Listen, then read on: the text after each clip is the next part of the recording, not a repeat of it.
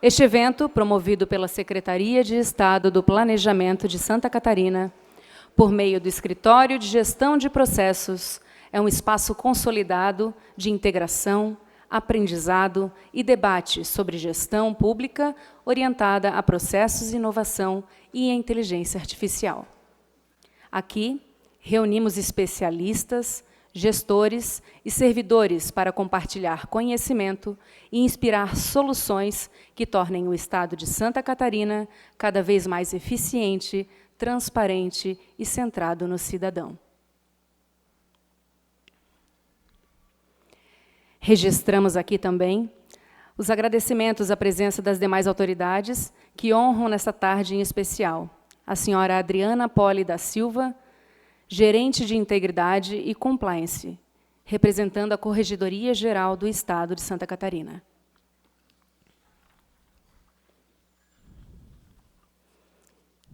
Agradecemos pela presença e pelo apoio às iniciativas do EPROC da CEPLAN. Para darmos início à cerimônia oficial de abertura, convidamos para compor o palco as autoridades desta tarde. O secretário de Estado do Planejamento, Fabrício de Oliveira.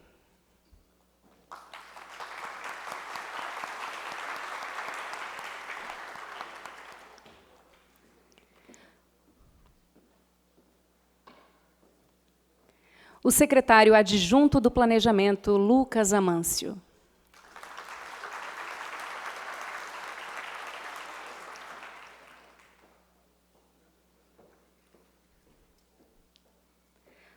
O coordenador do Escritório de Gestão de Processos, Edson Rosa Gomes da Silva.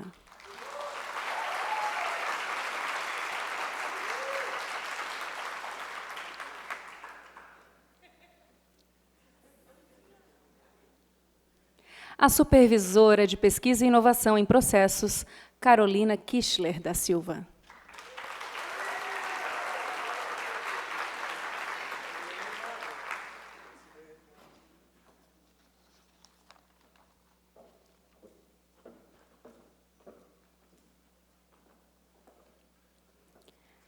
Com a mesa oficialmente composta, passaremos agora às manifestações das autoridades presentes.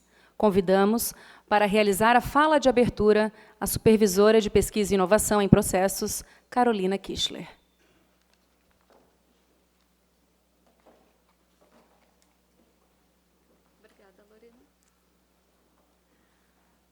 Obrigada, Lorena. Boa tarde a todos. É uma alegria receber vocês aqui no 4º EPROC Day, em nome do Escritório de Processos da CEPLAN. Agradeço a presença de cada servidor, gestor, parceiro institucional e convidado que se une a nós nessa jornada. É inspirador ver como esse auditório está cheio de pessoas, assim como nós, estão comprometidas com o serviço público, no intuito de que ele seja melhor a cada dia. O Escritório de Processos tem um lema: integrando processos, conectando serviços e aproximando pessoas. E essa não é só uma frase, é um propósito. Né, pessoal? Racinha já sabe. Integrar processos é olhar o governo de forma sistêmica, romper silos, simplificar os fluxos, trazer coerência ao que oferecemos à sociedade. Conectar serviços é garantir que a experiência do cidadão seja fluida, eficiente e intuitiva. Aproximar pessoas, reconhecer que a tecnologia é só um meio. É fortalecer a relação entre governo e sociedade, entre servidores e as suas entregas, e entre Estado e a confiança pública. Isso é o que nós buscamos diariamente. Um governo mais simples para dentro e mais útil para fora. Vivemos uma revolução tecnológica sem precedentes, mas antes de qualquer sistema, aplicativo ou algoritmo, existe uma pergunta que nós sempre nos fazemos: como podemos fazer melhor? E redesenhar processos é redesenhar realidades. É permitir que o servidor ganhe mais tempo para pensar, para criar, para ouvir. É fazer com que o cidadão deixe de enfrentar filas, ou esperas desnecessárias. É garantir que as políticas públicas cheguem mais rápido e com mais precisão onde elas realmente fazem diferença. Transformar processos é transformar vidas, não é mesmo? E isso antecede qualquer solução tecnológica. A inteligência artificial ela chegou para ampliar a capacidade de ação, mas ela não substitui o trabalho dos servidores, das pessoas. Ela só potencializa. No setor público, ela representa oportunidades imensas. Automatizar tarefas repetitivas, apoiar as decisões com base em dados e personalizar os serviços para atender melhor o cidadão. Mas a IA, sozinha, ela não gera valor aplicada. Ela precisa ser aplicada em processos claros, bem definidos, éticos e seguros. E por isso que a transformação por processos é tão central para que o seu uso em Santa Catarina seja responsável, transparente e orientado ao interesse público. Mas transformação digital por si só também não basta. Ela precisa ter sentido. E é aqui que o governo aberto se torna essencial. O movimento internacional que o Estado está cada vez mais alinhado nos lembra que modernizar é também tornar acessível. É ancorar o nosso trabalho em transparência, participação, colaboração e integridade, valores que sustentam a confiança pública. Quando integramos os processos, promovemos transparência estrutural. Quando conectamos os serviços, ampliamos o acesso à informação e à participação. E quando aproximamos pessoas, fortalecemos a confiança e a escuta ativa. Hoje contamos, na Secretaria do Planejamento, com a liderança que compreende essa visão. O secretário Fabrício tem aberto espaço para o diálogo em torno da construção de um plano de governo aberto, envolvendo Parlamento e Justiça, um passo importante rumo à composição de Estado aberto. Uma menção breve, mas necessária, porque visão pública também transforma processos. O EPROC Day, então, é mais do que um evento técnico. Ele é um marco de que o Estado está em movimento, de que os servidores estão em movimento. E aqui celebramos conquistas, compartilhamos aprendizados, encaramos desafios e fortalecemos nossas redes. Reafirmamos que inovar e transformar é um trabalho coletivo, feito com método, tecnologia, mas, sobretudo, com pessoas. Sejam todos muito bem-vindos ao EPROC Day, que hoje seja um dia de inspiração, de trocas, de aprendizado, que reafirme o nosso compromisso com o Estado cada vez mais moderno, mais inteligente e mais próximo das pessoas que precisam. E que possamos sair daqui hoje, lembramos que fazemos parte de algo maior. Um Estado que transforma por dentro para gerar mais valor lá fora. Muito obrigada por fazerem parte dessa jornada de transformação e de propósito. Uma boa tarde para todos.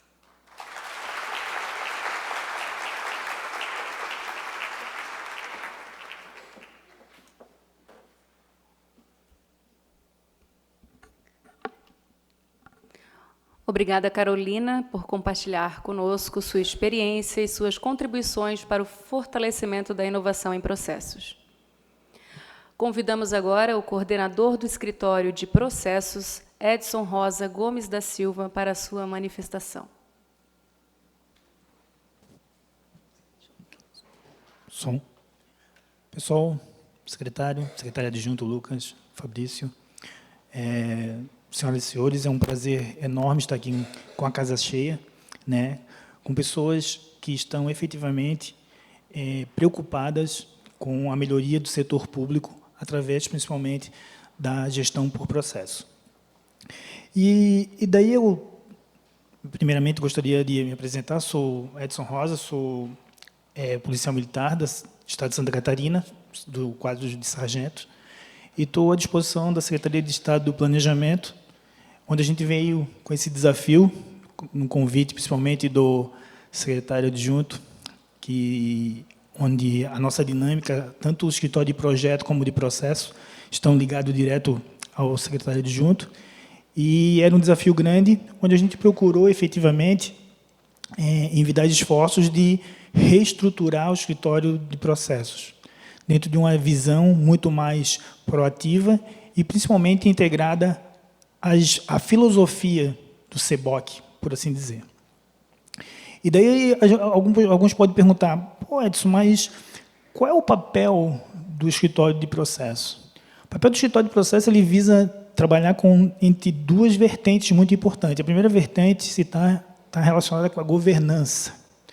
Na gestão pública, a governança é muito importante porque ela dá o direcionamento das ações que devem ser desenvolvidas.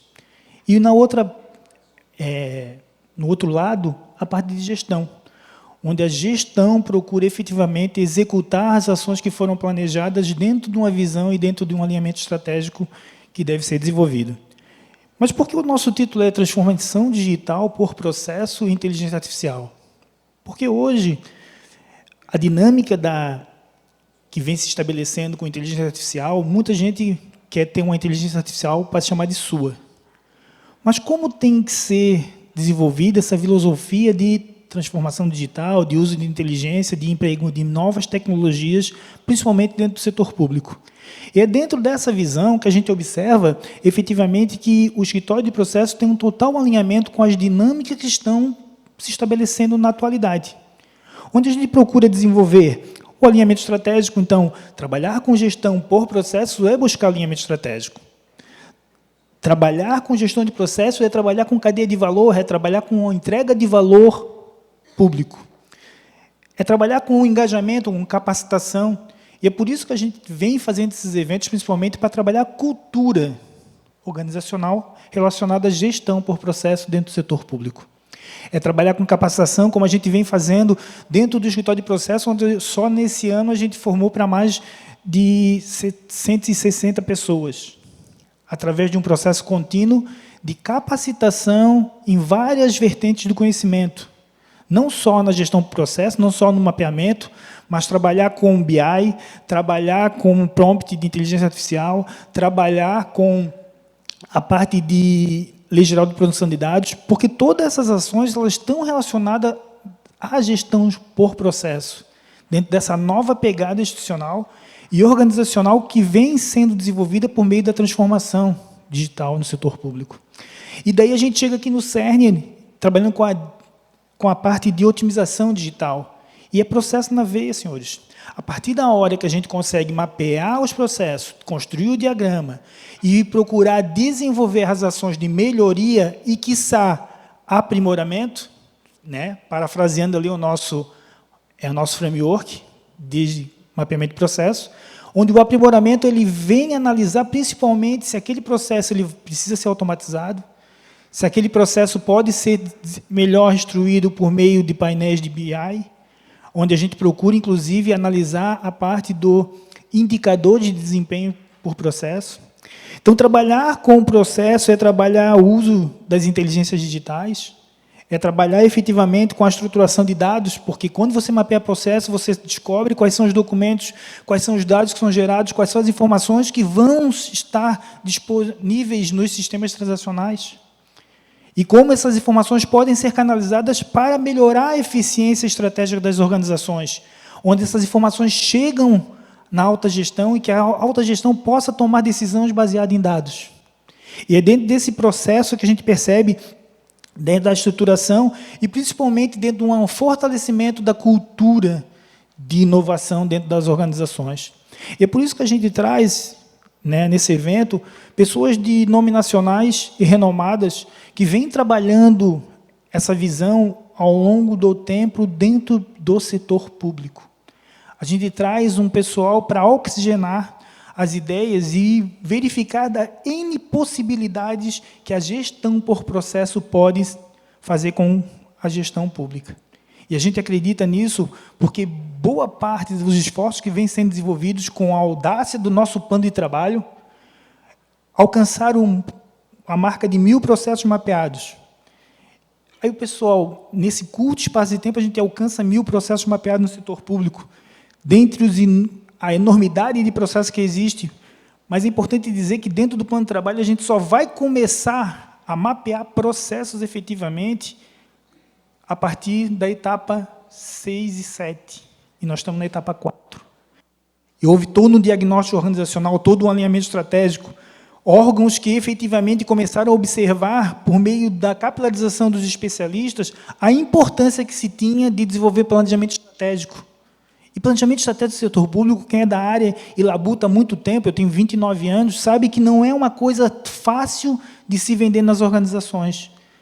E a gente fica muito contente, efetivamente, como vem uma PGE solicitar desenvolvimento do planejamento estratégico, como vem a Secretaria de Comunicação, como vem uma junta comercial, quando vem um PROCON que está em vias de se transformar em uma secretaria adjunta, solicitar que sejam feito e construído por meio da CEPLAN o planejamento estratégico. A gente tem trabalhado muito e a gente tem que agradecer efetivamente a todos os especialistas, principalmente a alta gestão, que comprou a ideia e que efetivamente vem envidando esforços de dar o melhor resultado possível para que a gente consiga alcançar essas ações. E parte das ações que estão sendo desenvolvidas, elas estão sendo materializadas através de um livro, que foi desenvolvido entre especialistas e servidores públicos do Estado, onde a gente pega todas essas ações que foram desenvolvidas e consolida isso dentro de um material robusto, dentro de uma metodologia, analisado por meio de doutores, numa revisão às cegas, onde eles foram aprovados e, efetivamente, foram materializados dentro de um livro que amanhã a gente, às 5 horas, vai estar lançando aqui no hall de entrada. Então, era isso que eu tinha para falar para vocês aqui. Espero que vocês fiquem contentes com tudo que a gente planejou para esse evento. Agradeço muito a possibilidade de estar aqui, coordenando o escritório e envidando esforços para que a gente consiga, cada vez mais, trabalhar a gestão pública dentro de um parâmetro de excelência. Muito obrigado e uma boa tarde para todos.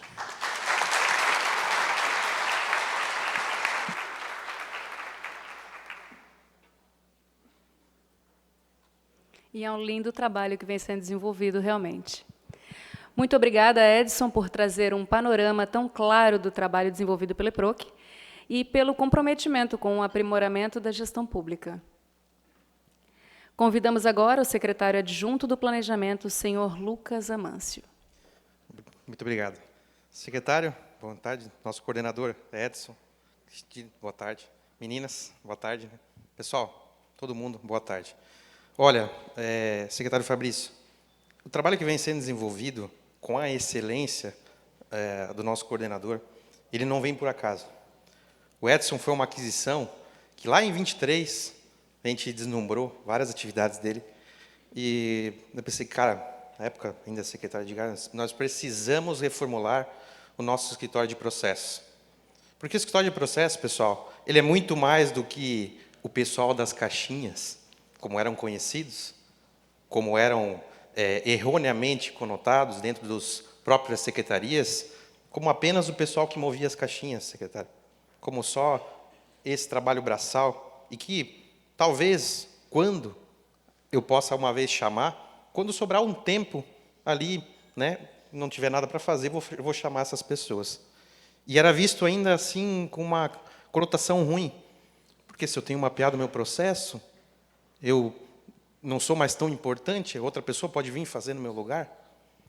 E saiba, Ju, que não, que essa habilidade que a gente foi buscar no Edson não é pela formação acadêmica de doutor dele, não é pelos trabalhos que ele vem tecnicamente entregando, pessoal, com excelência, mas é por algo que ele tem, gestão de pessoas.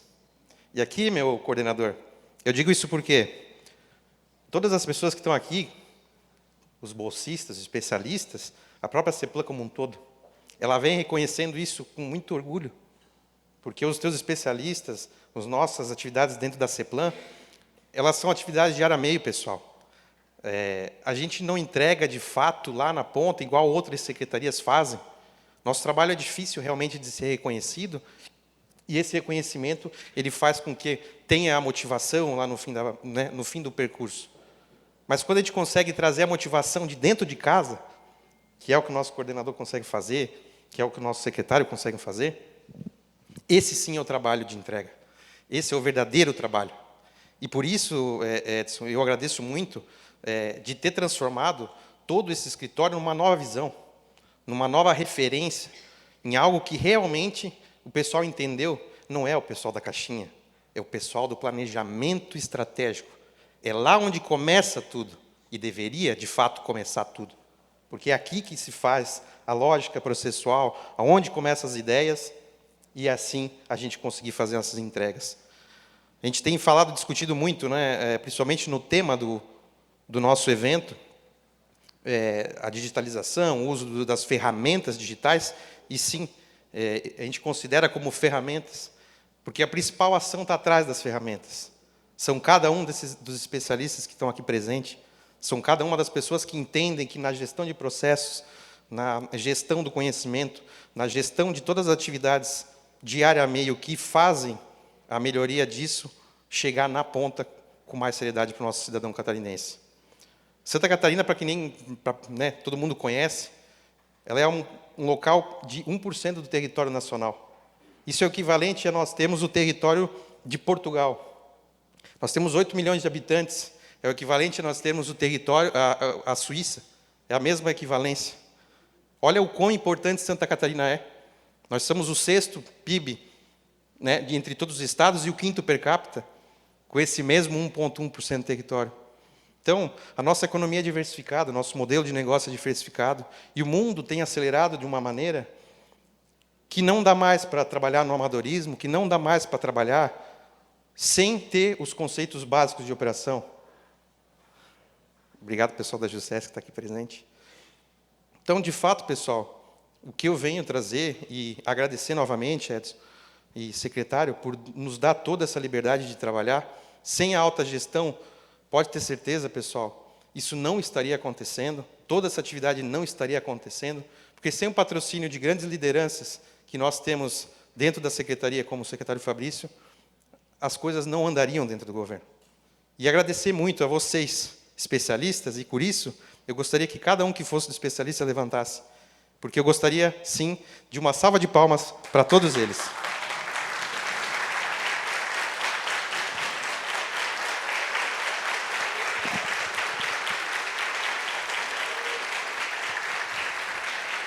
Obrigado, pessoal. Obrigado.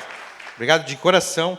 E quero que esse dia, esses 2 dias de trabalho de vocês, de atividade, eles sejam fundamentais para quem já entende, para quem não entende, mas que vai ter certeza de um objetivo. Vai sair muito melhor do que entrou dentro desse evento. Muito obrigado e boa tarde.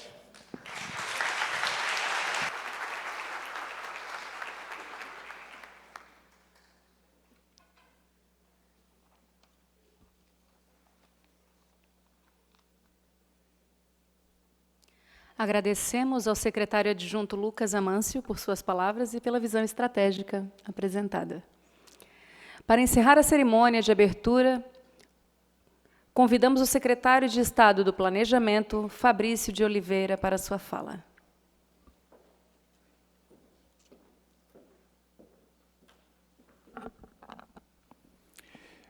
Boa tarde. Cumprimentando aqui o secretário Lucas, parabenizando, Lucas, pelo teu trabalho, né? A sua fala aqui reflete não só a emoção, né, de também liderar uma equipe valiosa, mas o orgulho que tem atribuir a servidores valiosos aqui, não só a relevância, mas colocando o nível de Santa Catarina no seu verdadeiro patamar. O nível do nosso servidor público, que é um servidor dedicado, que é um servidor eficiente, e a Secretaria de Planejamento ela conta não só com a colaboração das demais secretarias, na qual quero cumprimentar a todos os colaboradores, mas, acima de tudo, de uma unidade de propósito. Cumprimentar a Carol, o Edson, parabenizar também o Edson aqui pelo trabalho, pelo excelente trabalho. Esse livro aqui é um marco não só sobre gestão pública, mas eu acho que é um marco sobre cultura pública. E é isso um pouco que foi dito aqui. Nós vivemos hoje numa transformação que ela parece estar desenfreada. E essa transformação, ela vem de um contexto histórico que já preditava isso. Um contexto histórico em que nós tivemos no passado crises como, por exemplo, a gripe espanhola, a Primeira Guerra, a Segunda Guerra Mundial, crise do petróleo e depois agora a pandemia. E todas essas crises que o mundo, a história revelou, ela revela, depois da crise, um tempo de inovação acelerada, de novas prioridades e de novos desejos de consumo. E como é que um governo ele responde a essa necessidade? Baseado na eficiência, na legalidade, baseado na legitimidade, e esse tripé ele deve constar na entrega do serviço público, mas ele deve, acima de tudo, inspirar em suas instituições, em seu governo, alguns sentimentos estruturantes. Inclusive, em meu livro eu digo isso, que uma instituição, um governo, ele deve despertar em seus colaboradores pertencimento, importância, amor, conexão, deve despertar generosidade, crescimento. Todos nós temos a necessidade de usufruir desses ativos que deve ser responsabilidade nossa, quanto ser humano, quanto cidadão, transportar para aqueles que a gente lidera, para aqueles que a gente compartilha. E esse compartilhamento, ele é tão importante porque ele é aprimorado, ele é lapidado para que Santa Catarina ela possa continuar a crescer e crescer com musculatura. Nós fomos o estado com o maior receptivo de imigração interestadual do país. Aliás, é realmente espantoso a diferença da preferência dos brasileiros por Santa Catarina. E nós poderíamos aqui dizer que é porque é o estado mais seguro do país, porque tem o PIB, como disse aqui o Lucas, em seu maior crescimento, ou porque tem o estado com menor índice de desemprego, ou porque tem o estado com melhor distribuição de renda, ou tantos outros dados que credenciam Santa Catarina. Mas, para que isso tudo aconteça, é preciso ter uma equipe de, muitas vezes, de pessoas anônimas, que não estão no dia a dia da publicidade, mas fazem mais do que uma máquina acontecer, fazem a vida do catarinense se tornar uma vida cada vez melhor. E eu tenho certeza que esse é o propósito do EPROC Day, assim como é o propósito da Secretaria de Planejamento, assim como é o propósito do servidor público, é proporcionar a relevância. A nossa relevância está naquilo que a gente entrega, não naquilo que a gente tem. Quanto mais nós entregamos, e assim é numa sociedade, assim é dentro da nossa família, assim é nas nossas relações sociais, assim deve ser também no Estado. Santa Catarina tem entregue bastante. E isso é muito ao trabalho de vocês que aqui estão, e a Secretaria de Planejamento tem um compromisso de levar a legitimidade, de levar a integridade, de levar a transparência, de levar a nossa contribuição através do trabalho que está sendo feito, mas, acima de tudo, também de ser um braço, como os demais secretarias que aqui estão, a despertar no catarinense. Porque, de todos os objetivos, o nosso objetivo sempre serão as pessoas. Despertar o pertencimento, a conexão, o amor, a importância, esses são sentimentos que devem estar latente na vida do catarinense. Talvez seja um dos povos, uma cultura, ou então o estado da federação mais empreendedora em nosso país, porque há neles o sentimento de resiliência, de coragem, de fazer diferente, e isso faz toda a diferença para os dados e números que Santa Catarina tem, mas, acima de tudo, pela qualidade das pessoas e da qualidade do nosso servidor público. Então, em nome também do governador Jorginho Melo, na qual tem dado à Secretaria de Planejamento as condições necessárias, uma secretaria que foi recém-reestruturada, onde nós temos valiosos servidores aqui, que têm contribuído, que vieram de outras secretarias, mas com um espírito de unidade. Fazer de Santa Catarina um lugar melhor. Fazer de Santa Catarina um lugar em que as pessoas sintam realmente o prazer e o amor de viver nesse estado. Então, dando aqui a abertura desse importante dia, eu parabenizo mais uma vez aos nossos servidores, ao EPROC, escritório importante que serve de modelo para toda a federação, para todo o processo e complexidade que tem a gestão, mas, acima de tudo, nada disso poderia acontecer se não tivesse o compromisso de um propósito que o nosso servidor tem despertado no seu trabalho e, por consequência, nos seus resultados. Então, declaramos aberta o EPROC Day e quero aqui agradecer mais uma vez a valiosa participação dos nossos servidores, de todas as secretarias que aqui estão, dos nossos especialistas, de todos aqueles que contribuem e que continuarão contribuindo para uma gestão melhor, por consequência, um Estado melhor e, por consequência, um país melhor. Muito obrigado.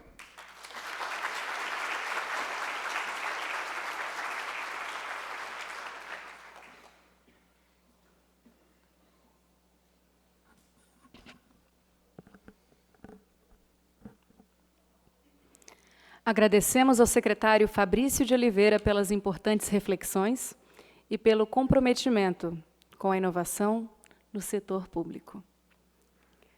Com isso, encerramos a nossa cerimônia de abertura e pedimos às autoridades que permaneçam no palco por um instante, para a gente poder fazer a foto oficial da abertura do 4º EPROC Day.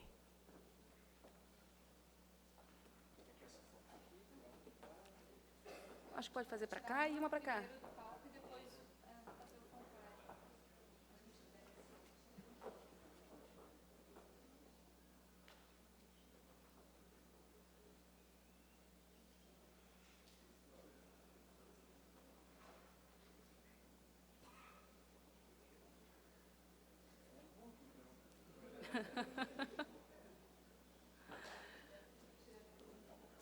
Quer tirar uma daqui para lá também? Aí o Rafa sobe aqui e eles descem, aí você tira lá de baixo. Eu vou ver aqui ainda.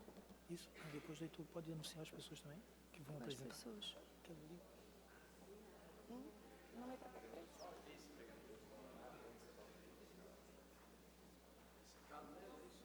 Pode ser em pé mesmo, vocês quatro em pé ali.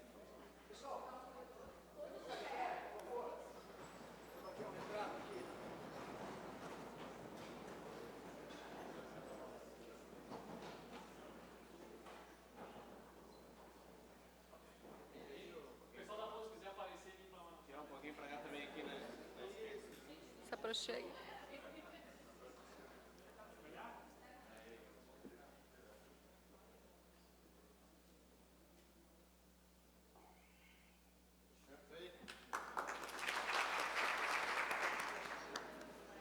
Agradecemos a presença dos senhores pela participação e aproveitamos também para convidá-los a se dirigir aos seus lugares na plateia e permanecer conosco ao longo dessa tarde, que será marcada por debates, por troca de experiências e muito conhecimento.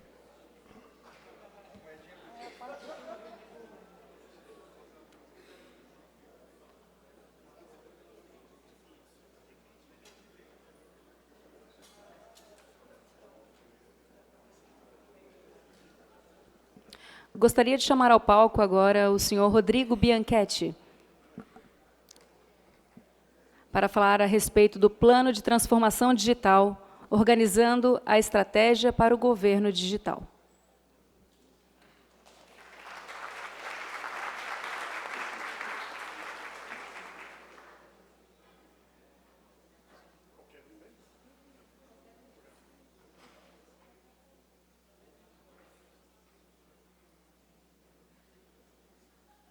Alô? Olá, pessoal. Bom, tudo bem com vocês? Meu nome é Rodrigo. Vou falar um pouquinho sobre transformação digital. Antes disso, vou me apresentar, vou falar um pouco da minha empresa. Tem um passador para...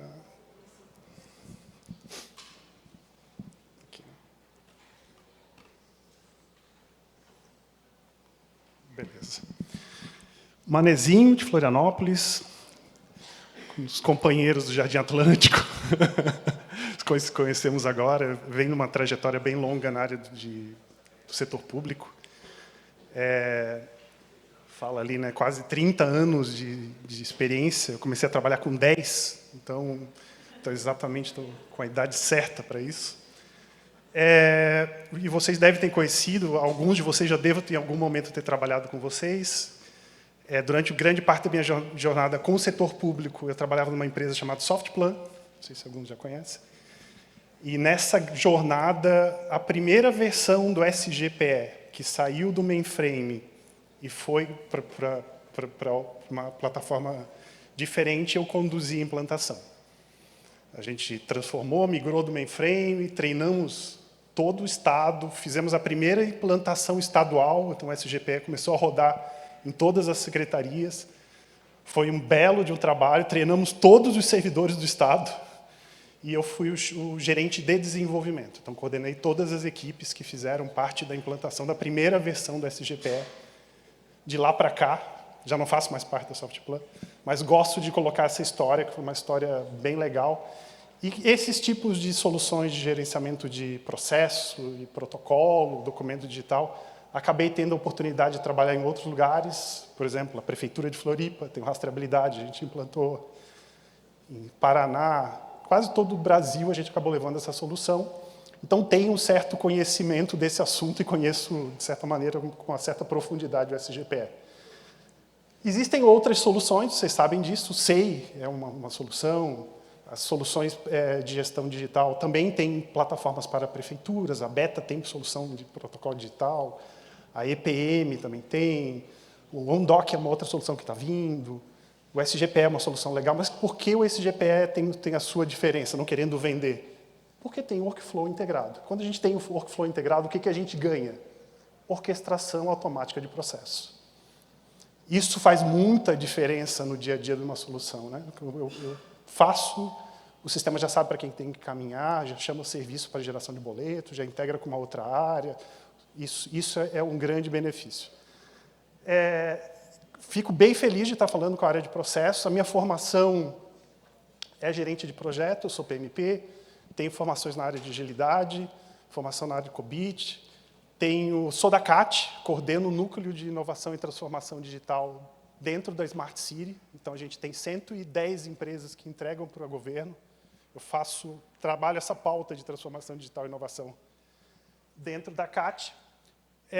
E cada vez mais estou divulgando a nossa empresa, que é a Lab of Codes, uma empresa jovem, uma startup de 4 anos. A gente já tem cliente em vários lugares no Brasil, trabalhando exatamente essa temática de transformação digital e inovação no setor público. Então, a gente acaba atendendo só o governo.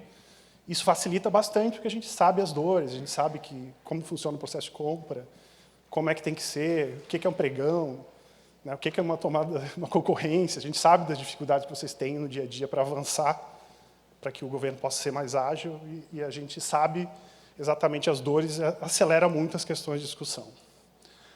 A gente está lançando produtos, esse é um dos nossos primeiros produtos, além de serviço, né, que é o Tavago, que é uma ferramenta de gerenciamento de espaços. Então, ele integra coworkings, ele integra salas, é como se você estivesse numa mesma plataforma, integração de todos os espaços de todas as secretarias, agilizando isso de uma forma integrada. Então, outros estados estão usando, está sendo bem legal a utilização desse produto. Mas eu vou falar para vocês, basicamente, de serviços de transformação digital, o que a gente oferece.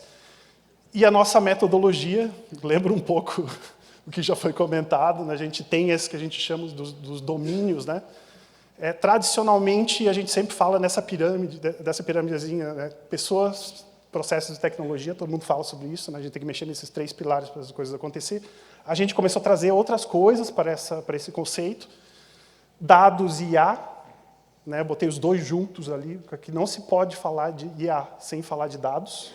Né? Se a gente analisar alguns trabalhos do próprio Gartner, fala que um percentual gigante das soluções de IA não irão funcionar em função da qualidade dos dados. Então, se a gente não tiver uma boa área de dados, os dados estruturados, uma coisa profissional, com um bom data lake, que coleta dados de todas as áreas, e isso servir como fonte para IA, a gente não vai muito para frente. A gente vai conseguir ter IA nos ajudando no trabalho produtivo, vou gerar um ETP, vou consolidar uma planilha, mas na hora que eu vou pegar essa inteligência, vou integrar com as minhas plataformas do dia a dia, a gente vai ter que começar a ter dificuldade. A entrega de valor para a sociedade, quando a gente traz essa palavra valor, eu gosto muito de destacar, se a gente usa essa palavra valor, a gente está trazendo essa palavra valor do conceito de agilidade. Valor tem muito a ver com agilidade. Então, se a gente usa valor, a gente tem que pensar a forma de entregar projetos de forma evolutiva. Eu não penso mais em projetos de 6 meses, eu penso em projetos que entregam mensalmente. É uma outra forma de repensar a estratégia de gerenciamento de projeto. Então, o gerenciamento de projeto moderno, ele é baseado em agilidade. Então, não temos mais projetos para o ano. Eu tenho 12 entregas mensais. Isso eu vou vendendo, entregando valor e cada vez mais agregando. Por que isso?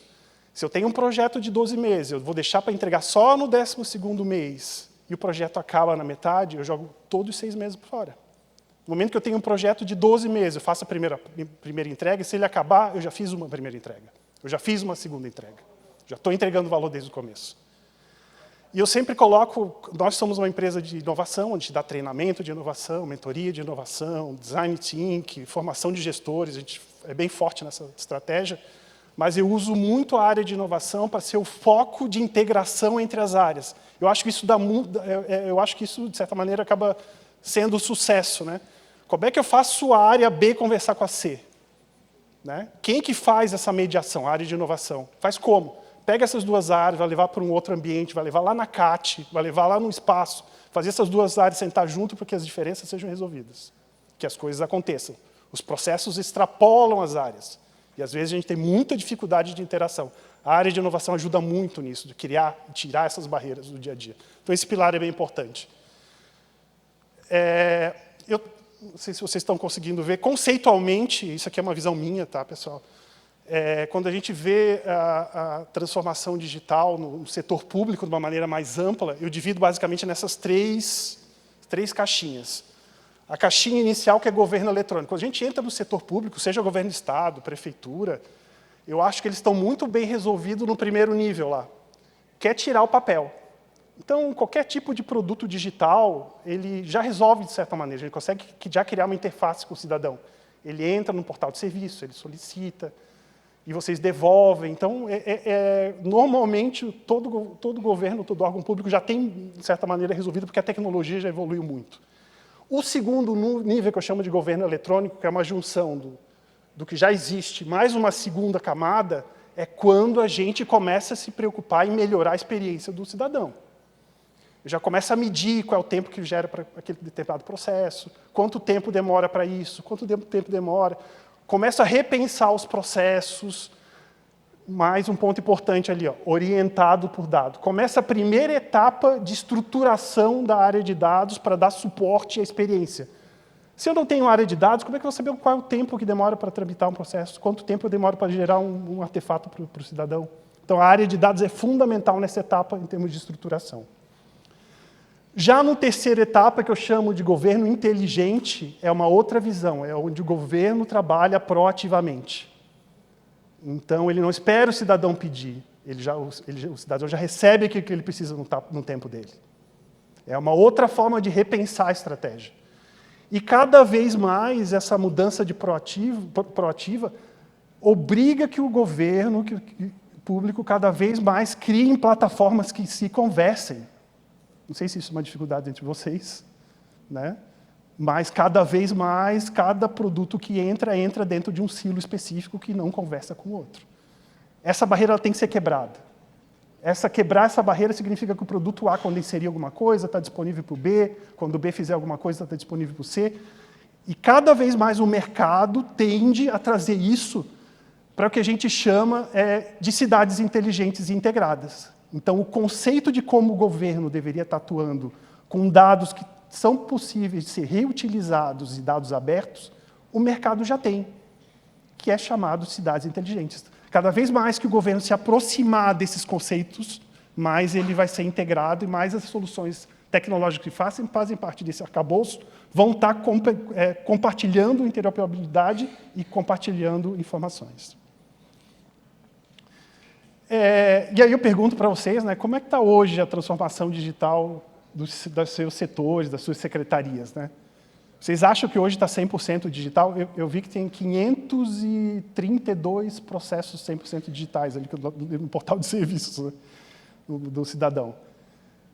Vou deixar isso para vocês não precisam falar, mas os processos de vocês são 100% digitais? Vocês entregam um processo para o cidadão de uma maneira, mas internamente como é que é? Pense um pouquinho nisso, depois eu vou fazer essa pergunta de novo. Eu vou rodar um videozinho aqui, vou explicar para vocês. Essa pessoa é o nosso usuário, está pedindo alguma coisa, pediu para essa máquina. Nesse momento a máquina começou a trabalhar. Olha quem está dentro da máquina. São os colaboradores. Olha o que ele está fazendo. Está fazendo todo o trabalho manual, está botando pó, está abrindo com a boca o açúcar, está botando ali dentro.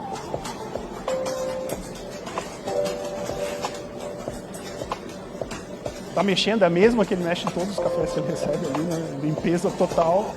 Está experimentando, ó, o medidor de temperatura. Ó, ele botou de volta na máquina e a pessoa pegou. Gente, para essa pessoa é 100% digital. Ela pediu, ela recebeu. Mas nesse outro lado é 100% analógico.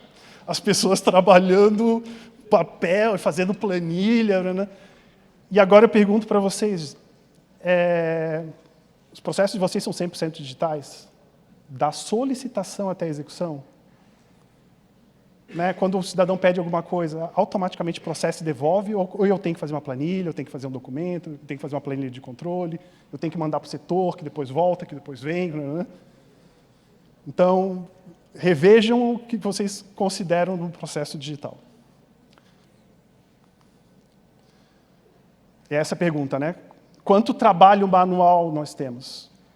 Né? Eu acho que cada um consegue ver, e principalmente a gente consegue entender quando tem um cidadão, um colega nosso do lado, onde ele entra às 8 da manhã, sai às 7 da noite, só fazendo papelada, né? 24 horas, com a motivação que a pessoa tem, né?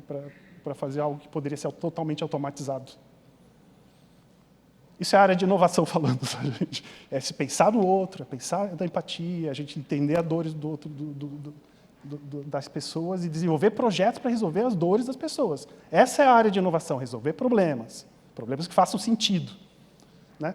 E aí, quando a gente pensa numa estrutura organizacional, numa prefeitura, no governo do estado, cada caixinha dessa, cada cafeteira dessa é uma área, uma secretaria ou um setor da prefeitura. Cada um está num nível de maturidade, num nível de transformação digital diferente. Uns têm um processo um pouco mais avançado, outros não têm. Mas, no final, essa cafeteira aqui, o cidadão aciona, né, que vai ser resolvido de maneira diferente em cada uma das secretarias. E o que a gente tem que fazer que eu falo, é tirar o cara de dentro da máquina de café. Esse é o nosso grande objetivo no dia a dia. Olhar aquela máquina, putz, quem que está? Vamos arrancar esse cara de dentro, tem que ser totalmente automatizado. Tá, e quais são os principais desafios para que isso aconteça? Né, eu acho que 99%, se eu fizesse essa pergunta para vocês vão responder que são as pessoas. Né, normalmente isso é bem padrão. Eu já penso um pouquinho diferente. É como começar. Porque as pessoas, vocês já sabem que o desafio são as pessoas. Mas como é que a gente cria uma estratégia para viabilizar que aquilo tudo que eu falei aconteça. É uma questão de repensar a forma de fazer a transformação digital, onde faz de uma forma mais integrada todos aqueles pilares. Adianta eu falar só de processo se eu não falar de dados? Adianta eu falar de IA se eu não falar de dados? Adianta eu falar de solução tecnológica para ser mais um peso para o servidor poder manter? Então, quando a gente pensa em transformação digital, a gente tem que trabalhar de uma forma integrada, avaliando todos aqueles aspectos que eu falei anteriormente. A gente usa a metodologia para fazer isso, a gente então é especializada nisso, de como é que a gente cria essa jornada, como é que a gente faz isso acontecer de uma forma equilibrada, dentro das prioridades, que é baseado em modelos de mercado. O Gartner tem modelo de maturidade e transformação digital, a gente tem o nosso modelo de transformação digital, a gente tem os domínios, como eu comentei para vocês, e tem uma jornada, que é exatamente como a gente pode estruturar, de forma priorizada, organizada, dentro de um planejamento, uma sequência de trabalho que vai considerar esses 7 pilares para criar projetos que façam sentido dentro da estratégia de governo e dentro da resolução das dores do dia a dia. Tem que sempre considerar as duas coisas. Deixa eu ver se acho que passou. Tinha um slide aqui, mas tudo bem.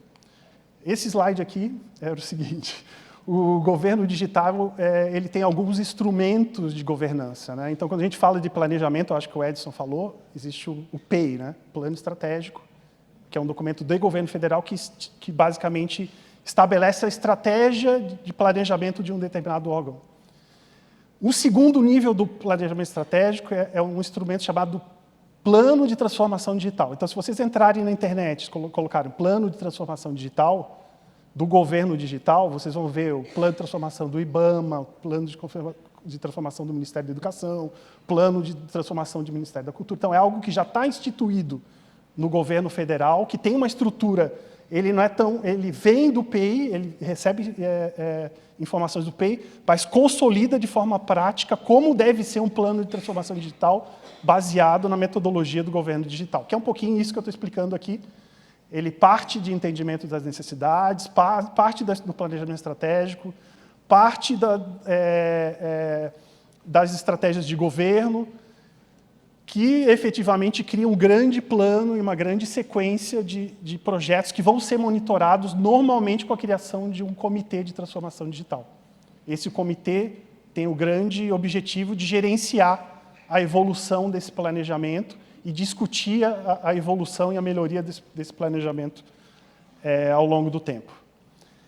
Ele classifica mais ou menos as iniciativas dentro desses eixos, né? Transformação digital, unificação de canais, integração de solução, segurança de sistema, melhoria da qualidade de serviço público. Então, ele já também orienta os principais eixos a serem tratados dentro de um plano.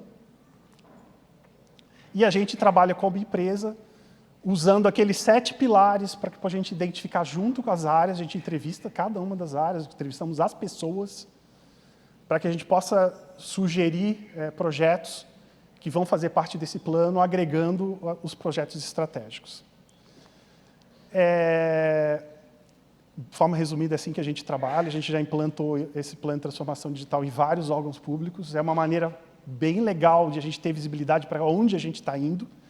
E eu estou deixando algumas recomendações, alguns insights para vocês, que o plano de transformação digital possa entender as dores das áreas, né? Então, não é a dor do gerente ou do diretor, é conversar com as pessoas que executam o processo, ou que estão lá no dia a dia, entender quais são as dificuldades deles. Isso possa, de certa maneira, ser trazido dentro de um projeto mais amplo. E escutar, né? A gente entender, usar a empatia para entender as dores, entender o que essa área entrega para o cidadão, como é que a gente pode melhorar nesses aspectos. Apostar na área de inovação é o segundo aspecto importante. Apostem na inovação como integradora, como arma para poder viabilizar que isso aconteça de uma maneira controlada, que possa efetivamente ser difundido em toda a organização. A área de inovação ajuda nisso também, né? Eu acho que isso acelera bastante. E se preocupem se o foco do planejamento estratégico de vocês forem 100% em tecnologia, né? Então, a gente está mais preocupado em implantar produto A, B, C, D, e menos discutir quais são os problemas que a gente quer resolver, para depois pensar em que produto a gente precisa para resolver o problema. É um pouco o contrário.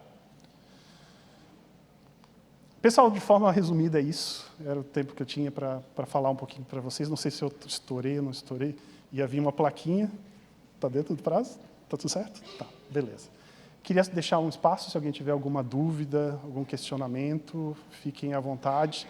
É um prazer estar aqui com vocês, é um prazer falar de processos, que é um dos pilares fundamentais do que a gente leva para outros clientes. Agradecer o convite e eu me coloco à disposição de vocês, precisando de alguma coisa. Eu e a nossa empresa aqui estamos disponíveis para algum esclarecimento, algum outro assunto relevante. Estamos disponíveis na CAT também, como agora botando o chapéu da CAT, dentro da Smart City, né? Também fazemos vários eventos, fizemos um agora chamado LabGov Summit, que o governo participou com uma temática bem interessante junto com a gente, junto com o CREA Santa Catarina. A gente tem um outro evento, Urban Tech Forum, que fala sobre transformação digital e cidades inteligentes, que também a gente faz todo ano.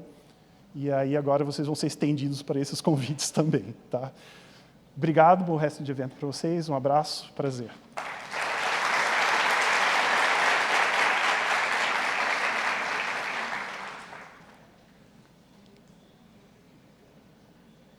Boa tarde.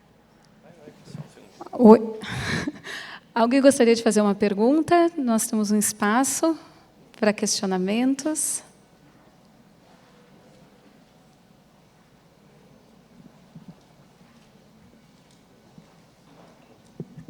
Rodrigo, obrigado pela apresentação. Sou Lucas Amâncio, secretário adjunto de Planejamento. A gente esteve mês passado em Brasília, no PMO Gov, um evento voltado para gestão de projetos, mas a temática que você trouxe aqui é o que realmente foi, em praticamente todas as palestras, foi comentado, né? A gente fala muito de IA, e até para tomar banho daqui a pouco, né? Então, está generalizado. A foco nos dados. Né? O pessoal tem aberto, eles abriram lá, né? Por mais que seja projetos, a maioria deles abriu processos, mostrando que era quase a ponta realmente do desenvolvimento e várias cadeias dentro desse processo, trabalhando com a limpeza dos dados, toda a temática, né? Mas sempre vinha a pergunta, e poucos conseguiram responder ou não conseguiram, quando que eu sei que o meu dado está pronto para ir para IA? Quando que eu sei? Quando que eu paro de fazer a melhoria dos meus dados, o filtro, a limpeza, né? E se tem isso ou não? Eu faço e vou testando, vou testando. Como é que é essa visão sua sobre isso? A minha visão é sempre perguntar o porquê. Né? Quando a gente faz vários porquês, a gente começa a entender. Eu preciso desse dado para quê? Não vale a pena a gente fazer um grande data lake house que pegue dados de todas as secretarias e coloque ali dentro. Só o custo já inviabilizaria. Que tipo de pergunta a gente quer resolver? Então, quando a gente pensa num projeto de analytics, ou um projeto de BI, ele sempre começa com isso. Vamos fazer as nossas perguntas. Qual é o tipo de resposta que a gente vai poder obter? E aí vem a qualificação do dado. Não é capturar todos os dados, é capturar os dados que precisam para responder as perguntas. Então, se eu quero um dado para responder X, então beleza, então vou chegar no dado numa granularidade necessária para responder aquela pergunta. Mas se eu não tenho direcionamento, a minha visão é sempre, vamos pegar tudo, depois a gente vê o que a gente faz. E aí o custo inviabiliza. Né? Eu gosto muito do conceito de cidades inteligentes, que é o que a gente vem trabalhando há bastante tempo e cada vez mais tentando trazer os governos para esse mecanismo. E aí o Cidades Inteligentes força, por exemplo, o que a gente gostaria de responder na questão da defesa civil. É um belo exemplo.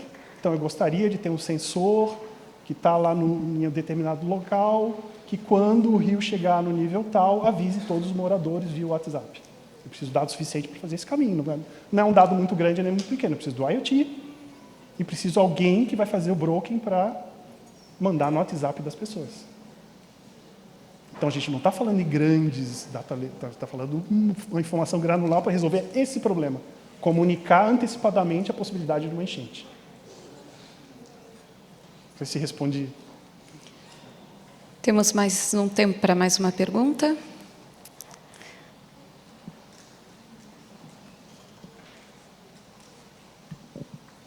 Boa tarde. Eu me chamo Stephanie, eu trabalho na Prefeitura de Palhoça e nós estamos iniciando esse processo digital. Então, já vem há um tempo, mas agora com mais intensidade, né?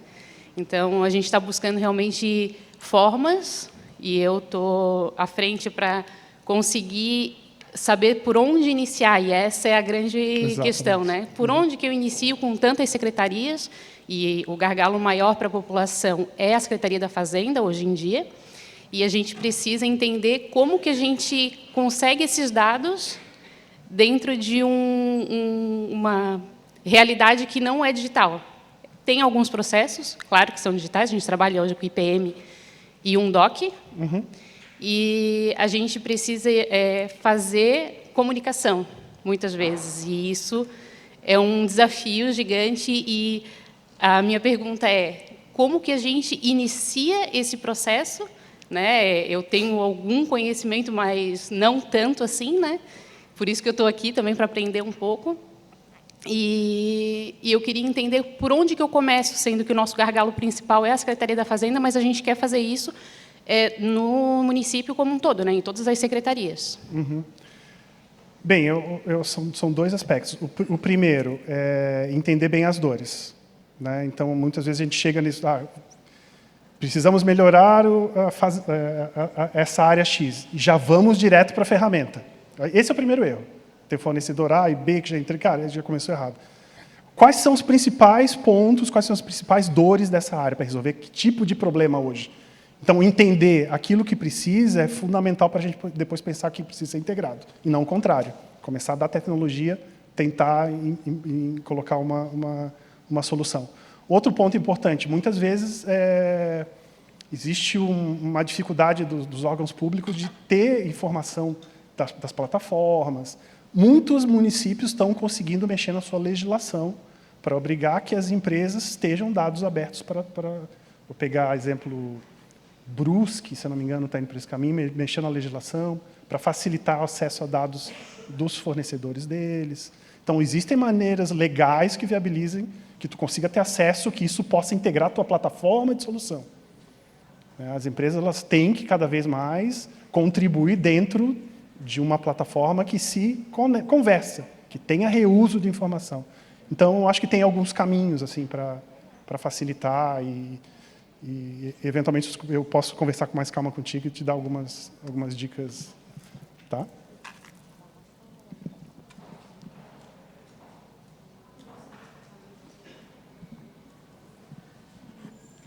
Mais alguém? Obrigada pela participação e pelas respostas. Sempre muito importante essa troca com a plateia. Obrigada por proporcionar esse momento.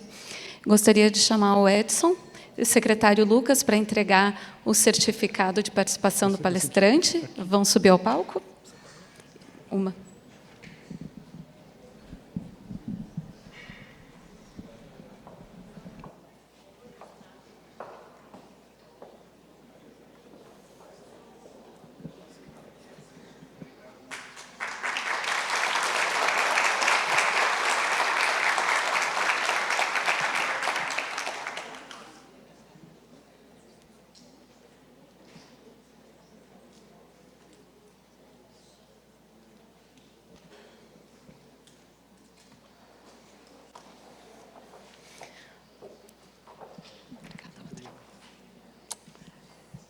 Obrigada, Rodrigo, pela palestra. Gostaria de convidar ao palco agora a próxima palestrante, a Viviane Érica Vieira Silva. Ela vai falar sobre insights de inovação por meio da gestão de processos. A Viviane é especialista em inovação e gestão por processos. Ela é criadora do tabuleiro Insights e presidente da BMPM Brasil. Atua como palestrante e mentora, conectando estratégia, tecnologia e criatividade para impulsionar a transformação organizacional. Bem-vinda, Viviane. Muito obrigada. Muito obrigada.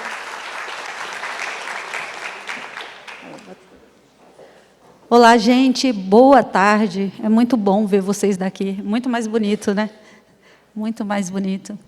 E olha só, parabéns a todos que falaram aqui. O Edson, prazer por ter me convidado, a Caroline, todos os secretários que estiveram aqui. Nós estamos com a pauta muito alinhada, né? Hoje eu vim falar de inovação.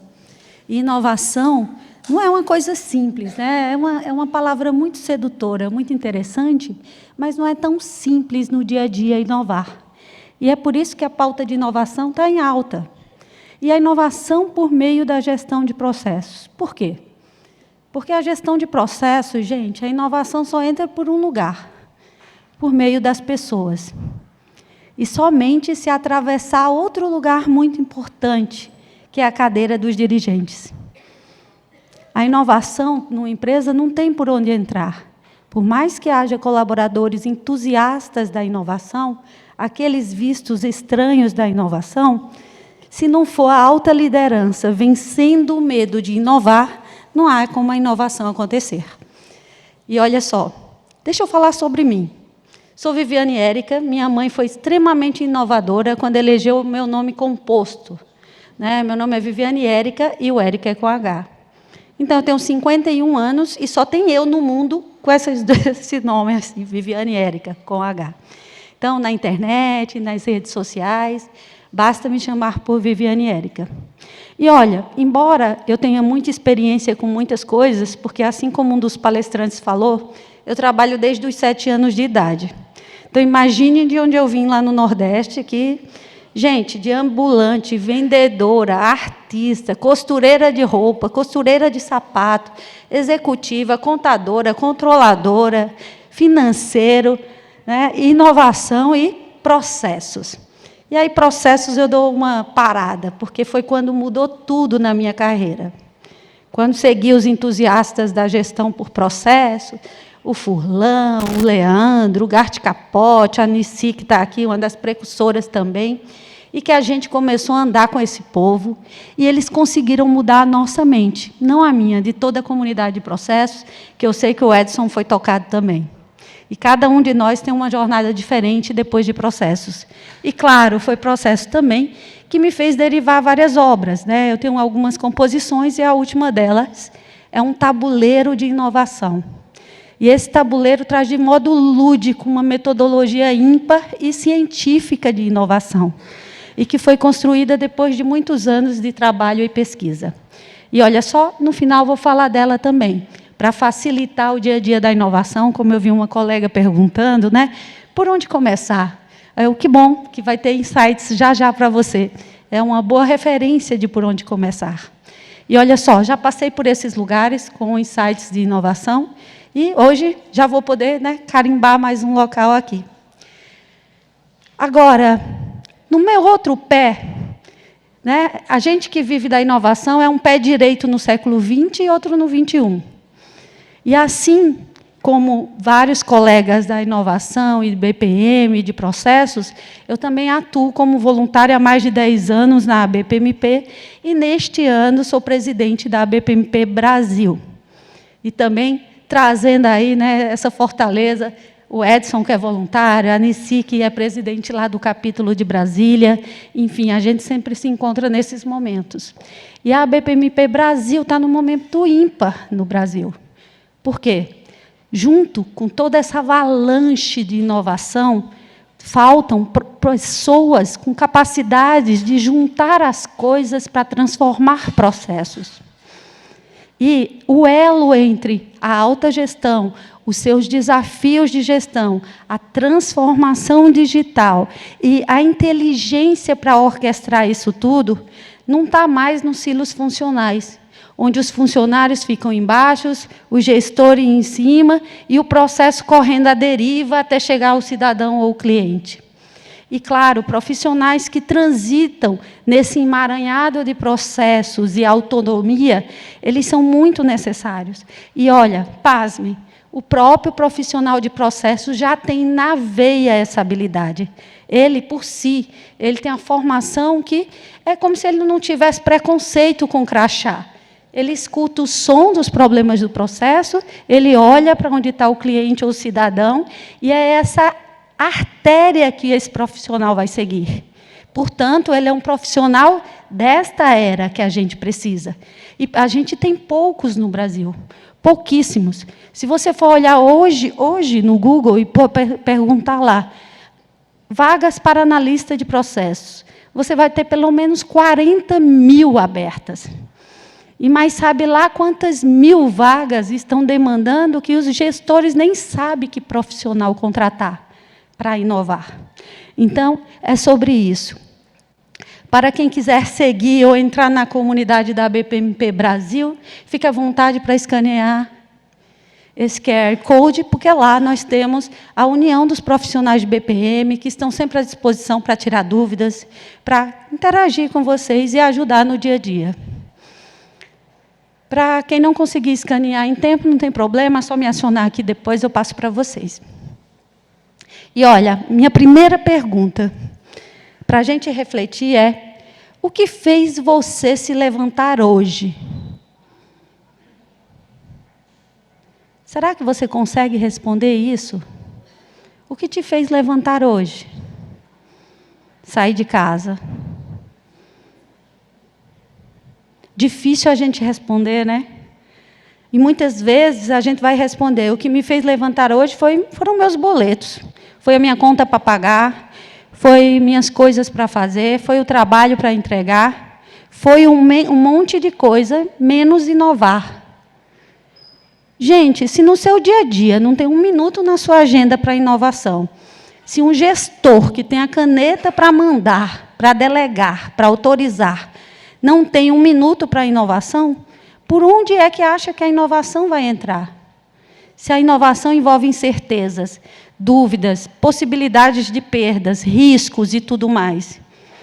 Gente, a maior parte da empresa, e eu tenho certeza que vocês aqui do governo também estão nelas, é ter um escritório nem de processos, a maioria de projetos. E sabe a reunião de projetos como é que começa? Eles têm uma lista de backlog. Né? Backlog, porque, beza a Deus, é uma lista gigante.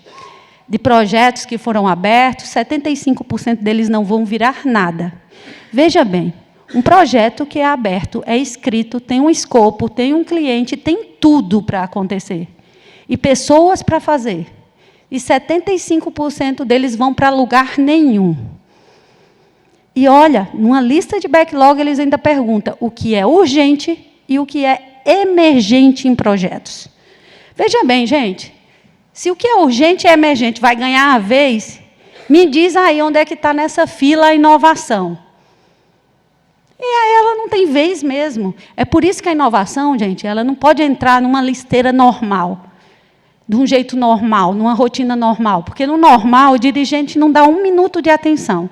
Os processos internos, quiçá, dão atenção aos projetos que já estão na esteira, porque já sabe que 75% não vai virar nada. Gente, a inovação mindset é outro. O perfil da pessoa à frente é outra. A diligência é outra para a inovação. E é sobre isso que a gente vai falar. Sobre como a inovação tem o respeito, a atenção, o tempo e o recurso que ela merece. E por que isso? Porque a inovação não vai parar de jeito nenhum, gente. Desde da primeira indústria 1.0, onde se descobriu o vapor, que a revolução industrial começou a acontecer. Somente 44 anos depois, a gente tem uma nova reviravolta com a produção em massa, a energia elétrica. Aí depois chegou a internet, os computadores, e mais 40 anos se passaram. Mas olha só, depois disso, pouco mais, já tivemos outra revolução, que foram os sistemas físicos, cibernéticos, todo esse acesso de dados, 5G, agora 6G. Quer dizer, nada disso vai parar. E quando a gente pensa na próxima revolução, que ainda está acontecendo, olha só o tanto de soluções que a gente já tem. Ou seja, a inovação, gente, não depende de muita invenção, não. Depende de juntar o que já existe e entregar uma coisa nova para acontecer. Utilizar as coisas em favor de uma nova entrega. E, olha, eu trouxe aqui, é realidade aumentada, é metaverso, é IA, drones. Gente, vocês têm noção? Drones têm feito uma revolução. E desde quando o drone existe, gente? Há muito tempo. Agora, a inovação, ela pede muito mais desculpa, quando ela vem, do que licença para entrar. Porque os drones já não estão resolvendo a fila dos transplantes. Grande parte dos corações humanos morrem no trajeto de um transplante. Nada impede que um drone acelere a entrega desse coração. Agora, a ANAC, DCEA, ainda não liberou o trajeto aéreo. Mas já liberou para o BOP fazer suas operações. Mas o que impede disso ir? Gente, são as iniciativas, a demanda, o poder privado junto com o público através de um interesse. Se a gente for esperar que tudo vire regulação e você depois faça acontecer, em que momento a inovação vai alavancar, acelerar o país? Então, são sobre essas coisas que a gente fala da inovação. Não é qualquer um que vai para a inovação. É a pessoa que não tem medo de errar, é a pessoa que sabe o quanto vai arriscar. Há habilidades específicas para a inovação e para desbravar esse ambiente. Agora, eu venho falar de insights, que esse é o nosso papo hoje aqui. O que é o insight, gente? É quando a gente pega uma coisa que está lá fora, junta com o conhecimento que a gente já tem, e aí sai uma solução. Pá, tive um insight. Isso é um insight. E o mais bacana é que, às vezes, a gente acha que o insight não é uma invenção ou inovação. E todos nós somos capazes. Agora, a invenção é um pouco diferente da inovação.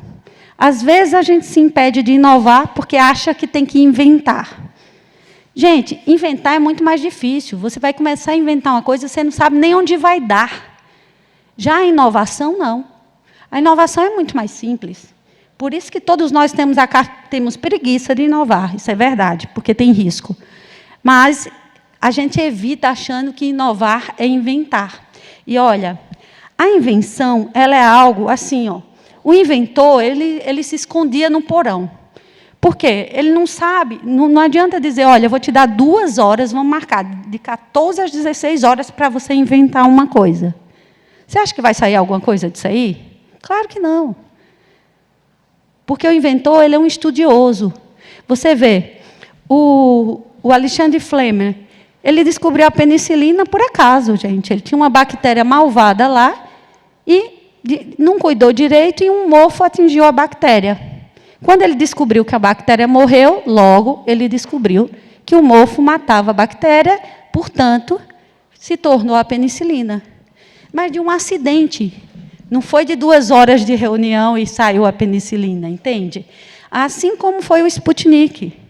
O Sputnik foi um trambolho que inventaram, né, ali para chamar a atenção e mostrar poder na guerra, mas também mandaram sinais de radiofrequência para ser transmitido a partir desse objeto.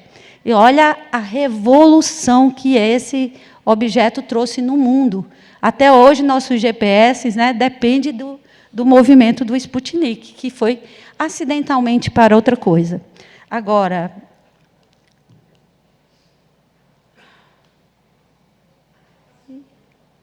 eu acho que tem mais. Vamos falar de inovação? Lembra que eu falei que a inovação é bem mais simples? A inovação, gente, ela pode ser uma inovação num produto, ela pode ser uma inovação num serviço, ela pode ser uma inovação na usabilidade de alguma coisa. Outro dia mesmo eu vi uma senhora apresentando um pitch e ela disse, olha, eu resolvi o problema do povo ficar desidratado. Todo mundo anda com o celular na mão, mas não anda com copo. Logo, ela pegou um copo daqueles antigos que dobra, colou uma tampa de Nescafé e enroscou o fundo do copo naquela tampa. E disse, as pessoas podem usar um copo na capa do celular e beber água em qualquer lugar.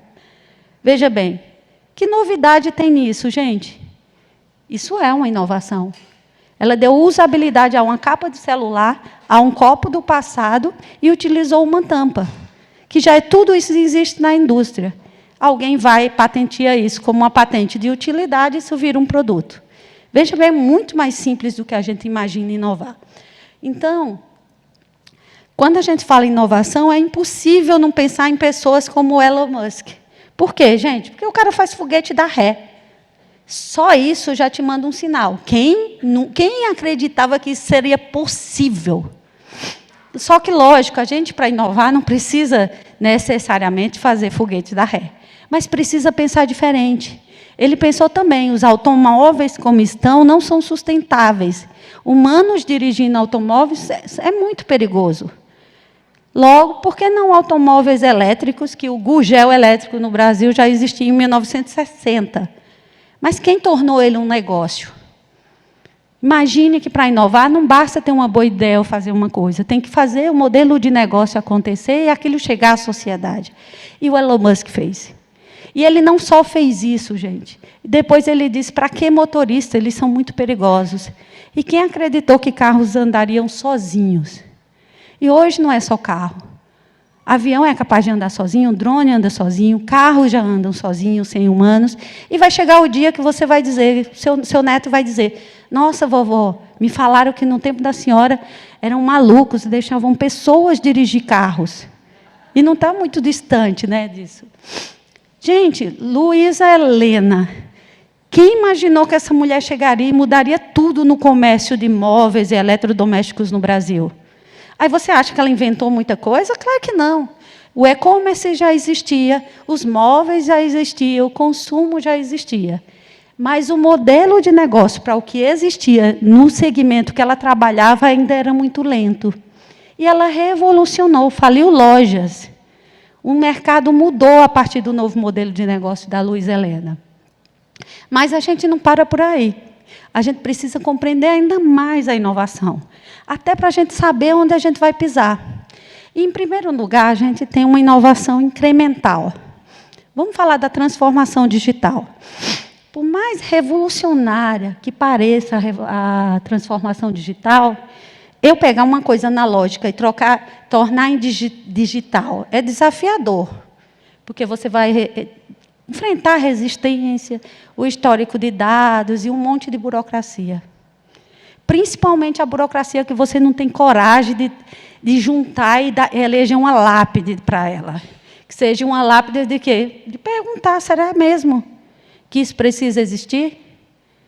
O que a gente vê, gente, no governo, empresa privada também, é a dificuldade de enfrentar o que não mais precisa existir. Então, muitas consultorias são contratadas para digitalizar o analógico. Será que aquilo ainda tem que existir? Quem que faz essa pergunta? Quando você diz, eu mapeei 2.000 processos. Ótimo, desses 2.000, ficou só 500 e você elegeu uma lápide para 1.500? Ou você realmente digitalizou os 2.000? Então, é sobre isso, é sobre a coragem de inovar e perguntar o que é que vai morrer para dar lugar ao novo. E, olha, na inovação incremental, ela é muito isso. Exemplo, na Natura, ela inova na embalagem, ela inova no cheiro, ela inova no tipo das coisas, mas nem sempre uma inovação dessa é suficiente para sustentar a empresa por muito tempo. Depois disso, a gente tem a inovação arquitetônica. Essa dos celulares, iPhone 10, iPhone 11. Por quê? A inovação ela só existiu no primeiro iPhone. Depois dele, o que vem depois é a sustentação da inovação. A inovação radical. É o Tesla, ele criou tudo. Ele tirou o motorista, ele tirou o combustível, ele trouxe uma nova forma de dirigir, uma nova forma de criar negócios. E a gente vem aí com a inovação disruptiva. Essa é avassaladora, ela destrói mercados enquanto cria outros. Você vê aí, a Netflix é um grande exemplo disso. A gente, não sei aqui quem usava Blockbuster, né? Você acredita que a gente dava 5 estrelinhas para Blockbuster? Só que depois que entrou a Netflix, a gente dava 5 estrelinhas, era super feliz com a empresa, mas a gente migrou geral, né? Ou seja, cliente feliz lá não funcionou muito. Porque o cliente lá era infeliz, mas não era fiel. Aí a gente vem falando aqui de como fazer isso, inclusive no governo. A gente fala da tripla hélice. Mais comum, não sei se vocês estão acompanhando, os novos editais do governo, principalmente do governo federal, onde a tripla hélice ela acontece com muita frequência. Os editais de inovação, o Mais Inovação, que lançou aí uns 61 bilhões para a inovação, ele veio totalmente disruptivo. Ele pergunta, o edital, quanto maior risco, maior a inovação. Gente, no poder público, não é assim. Vou abrir uma licitação. Tem três empresas que atendem. Quais são as mais seguras? Qual é a mais barata? Não é assim? Agora, quando é para inovação, funciona. Existem 3 empresas? Isso não é inovação. Existem 3 empresas fazendo a mesma coisa, comparando o preço? Isso não é inovação, gente. Isso é processo, isso é produto, isso é outra coisa. Para a inovação, quanto maior o risco, melhor. Qual é a maturidade tecnológica desse risco? Quanto risco está envolvido? É nisso que o governo está botando dinheiro. Por quê? Inovação é o que eleva o país de patamar. E a gente tem índices muito importantes mostrando isso, eu vou falar mais na frente. Agora, como funciona essa tripla hélice? A gente pega as universidades que antes só geravam suas teses e artigos, premiam seus doutores e elas moravam ali atrás dos muros da universidade. Hoje, a inovação está acontecendo quebrando esses muros, unindo a universidade, os governos e empresas privadas. Porque a empresa privada ela faz a força de acontecer essa entrega à sociedade. E de que maneira isso está acontecendo?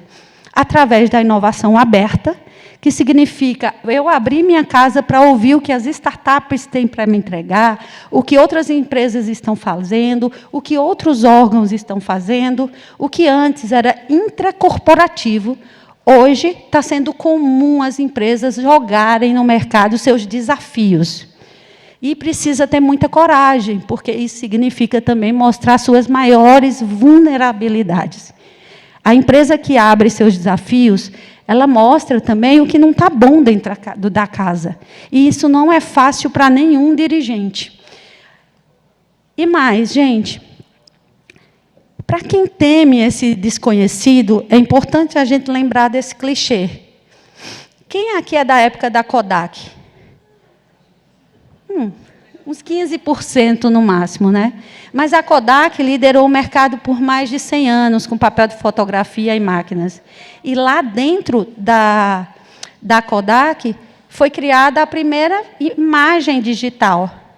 Só que o dirigente olhou para a criação do seu colaborador e disse: jamais alguém vai trocar uma Kodak por isso aí. E fato é que trocou. E o pior, né? A China, quando soube, tem a tal da engenharia reversa, né? Não é a cópia, não, é a engenharia reversa. Na ciência, copiar os outros é engenharia reversa. E a China faz isso muito bem, muito rápido. E rapidamente destruiu a Kodak, que era um império, por falta de atenção para a inovação. E, olha, Blockbuster, como eu já falei, foi outra delas. E, por fim, agora, recentemente, quem tá com dó aí de estar se despedindo da Tupperware? Gente, pelo amor de Deus, quem nunca ganhou um pedaço de bolo, quem nunca deixou de devolver uma Tupperware, né? Quem nunca foi cobrado por uma delas? Gente, a Tupperware está saindo do mercado, não é porque ela é ruim, muito pelo contrário, mas ela negou uma coisa muito importante, ela negou uma tendência. 65% do consumo no mundo é dado pela geração Z e as adjacentes. Não é a nossa geração que está destruindo a Tupperware. É uma tese de uma geração que polui para caramba, que come McDonald's, que joga muita coisa fora, mas admitiu um discurso, que é: ó, esse plástico demora 1000 anos ou mais para destruir, a gente não consome, vamos boicotar. E a Tupperware fechou os ouvidos. Sabe o que a Tupperware fez para reagir? Criou garrafinhas de água cor de chiclete. Você acha que uma garrafinha d'água inovadora, jovem, vai destruir mesmo a tese de quem não consome mais plástico que não se degrada? Então, gente, uma tendência muito importante, inclusive, está nos objetivos da ONU, a sustentabilidade. Qualquer coisa hoje que é feita ofendendo um princípio da sustentabilidade está fadada a morrer. E a Tupperware pediu, inclusive, falência recentemente, porque não está se sustentando mais. Agora, vamos mais? Como você pode fazer para inovar se nem sempre todos os recursos estão na casa? Se até o governo está abrindo um edital, gente, para tripla hélice, onde cria as APLs, que são os arranjos produtivos locais, ou seja, união de diferentes empresas, é porque é desse jeito que está funcionando já no mundo que vem se sustentando. Um exemplo disso é a Starbucks. Você ia lá, queria levar um café para casa e não tinha para vender. E outros produtos. Starbucks também não é um fabricante disso. Logo, buscou a Nestlé e hoje fornece no mundo inteiro ali no balcão. Entende que às vezes, o recurso e a abundância para a inovação são infinitos. O que é finita é a sua capacidade de pensar nisso, se não exercitada. Agora, aqui, para quem não conhece, esse é o Parque Tecnológico lá de São José dos Campos. São José dos Campos, em São Paulo, reconhecida como a cidade mais inteligente do país. Não sei se vocês já ouviram, ganhou esse título.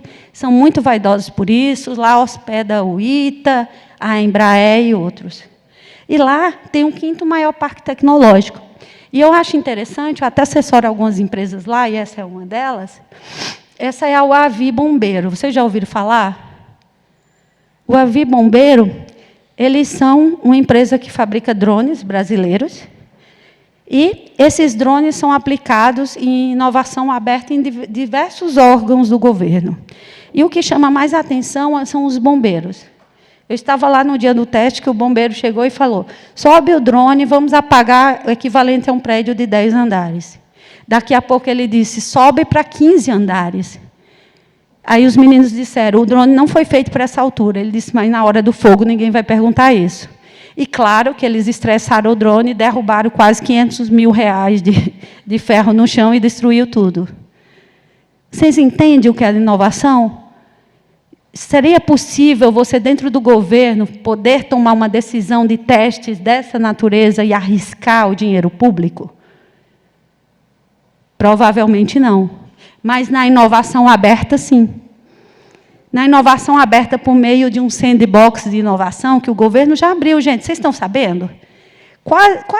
Pouquíssimos servidores públicos já conhecem o sandbox de inovação, que é um aparato de leis públicas que permite testar a inovação em ambientes mais arriscados, de experimentais. Só que imagina um gestor público que nem está sabendo disso, como que vai decidir por isso? Isso da inovação chegou muito mais rápido do que a nossa capacidade de acompanhar o que está acontecendo. E se você, gestor público, quer testar uma inovação, por que caminho você pode ir? Sandbox de inovação é um deles. Mas a gente precisa se familiarizar com essa pauta. E a UAV Bombeiro ela veio fazendo isso e está fazendo. Na Amazônia já apagou fogos, e mais, na construção civil. Olha como a inovação é bacana, que já está tudo pronto. Quando isso passou na televisão, dos drones apagando diversos incêndios, a construção civil olhou e disse, nossa, quando a gente implode prédios, toda uma população em redor eu diria, atingida pela poeira do que acontece ali, e problemas de saúde acontecem com isso. Logo, a construção civil já está pegando esses drones para apagar a poeira das implosões. Entende? Como, às vezes, a inovação é só estar a teu serviço e você só não pensou nela. Agora, vamos falar da motivação para a inovação. Gente, é muito importante, porque, no dia a dia do nosso trabalho, a motivação da inovação ela não vem de Deus, não. Ela vem da gente querer e ter a pessoa para isso, e, muitas vezes, é a liderança. Porque um ambiente de trabalho, gente, a gente é feito para repetir. Se você chega lá, tem uma área de processos, a área de processos, eu sou delas também, e sei que é. A gente desenha um processo para que as pessoas repitam dentro do processo e não haja erro. É divertido repetir processo? É sedutor? É gostoso? Claro que não, gente. A gente repete pela necessidade de repetir. E aí, no dia a dia, é claro que a gente se entedia com isso. Por isso que a inovação tem que ficar na borda dos processos. E, olha, por quê? A primeira motivação nossa, do ser humano, de ir de um ponto A para um ponto B, é a necessidade. É fome, é o amor, é o sexo, é o afeto. Já na motivação 2.0, a que lidera a indústria e funcionou muito bem até tempos recentes, é a motivação por cenoura e chicote. Se você faz bem o seu trabalho, eu te pago e te dou uma cenoura. Se você não faz tão bem, chicote. Advertência ou demissão. Não é assim? E esse modelo funcionou, porque na indústria a gente precisava de pessoas produtivas, a gente dormia qualquer hora do dia. Qualquer hora do dia a gente descansava e dormia. A indústria 1.0 disse, isso não funciona, é caro. Você precisa dormir até tal hora, e o resto do dia se mantém acordado trabalhando para mim, como se fosse uma máquina. E funcionou, e vem funcionando. E, se você reparar, 90% do seu dia você é máquina. É tanto que nosso medo é da IA. Porque o que ela vai fazer vai tirar de mim, porque eu sou máquina. Gente, concorda que esse mindset está morrendo? Não funciona mais, mas funcionou até então. E aí vem a motivação 3.0. Essa é infinita. Sabe o que é infinita? A motivação 3.0, ela não para nunca. E ela é infalível. Eu posso te falar? Vamos pegar as igrejas no geral. Você já viu uma igreja católica falir? Ou outra igreja falir? Vocês já viram uma ONG falir? Claro que não, gente. Os Médicos Sem Fronteiras, já viu aqui, que nem a Tapaué, perto de falir, as pessoas não consomem mais? Não tem. Porque essas pessoas trabalham com o que a gente chama da motivação intrínseca. Ela vem de dentro, ela nem depende de dinheiro. Não sei quem usa aí serviços de software livre, open source, quem é da área de TI aqui sabe o que eu estou falando. São desenvolvedores que doam o seu tempo para desenvolver um software. Gente, qualquer software construído assim, não tem quem vá equiparar aquilo. Porque a mão de obra para desenvolvedor é a mais cara. Se você tem isso de graça, quem vai concorrer com você? Então, a era agora é utilizar da motivação intrínseca para não falir. Por quê? Nós, no geral, somos classificados como pessoas algorítmas ou heurísticas. O que é uma pessoa algorítma? É essa que gosta de executar processos. É a grande maioria. Executa processos. E somente 30% de nós somos os foras da caixinha. Aquelas pessoas que questionam o status quo, aquelas pessoas que querem mudança. Concorda que os dois são muito necessários? Porque quem cria, geralmente, não dá capacidade de executar. E quem executa dá capacidade de sustentar a criação. Então, não é nenhum nem outro, é os dois. Mas qual é o nosso problema agora? Com toda essa geração de tecnologia e IA chegando, a gente está centralizando as demandas por contratação e por pessoas. 70% dos novos empregos são para as pessoas criativas heurísticas e generalistas, enquanto 90% da nossa massa de trabalho são aos algoritmos. Gente, numa empresa que está precisando inovar, digitalizar, acontecer, ficar leve, essa conta está batendo? Claro que não. E o que a gente está fazendo para mudar isso? Como transformar? Gente, vamos pegar a área de processos, Edson, cadê ele? Nissi, que está aqui, referência em processo. Nós que somos da área de processo, a maioria de nós somos administradores, contadores, cientistas de dados, pessoas de TI, blá, blá, blá, algoritmos. Entende? Se nós somos algoritmos, quem são os heurísticos que estão inovando? Quanto do seu dia dirigente você parou para perguntar quem é a sua equipe que vai inovar? E por que eu falo isso? Quem é do meu tempo sabe que a gente usava enciclopédias. Vocês lembram disso? Enciclopédia.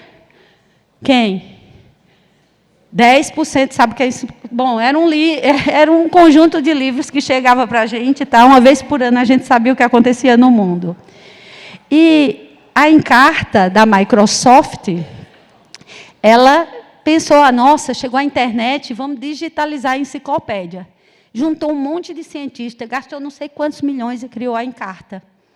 Aí os meninos lá fora disseram, nossa, chegou a internet, agora todo conhecimento, né, pode ser digitalizado e as pessoas podem contribuir. E aí eles criaram o Wikipédia.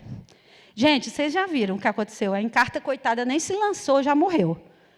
Morreu antes de nascer direito, e era da Microsoft, e virou uma lápide. Por quê? Porque quem contribui com a Wikipédia, gente, ela tem motivação intrínseca. Aí, depois disso, agora a gente vê o OpenAI, né? O GPT. Quem que usa GPT? Menos no governo, que não pode. Né? Quem usa GPT? Um monte de gente. Né? Gente, vocês já viram o DeepSeek?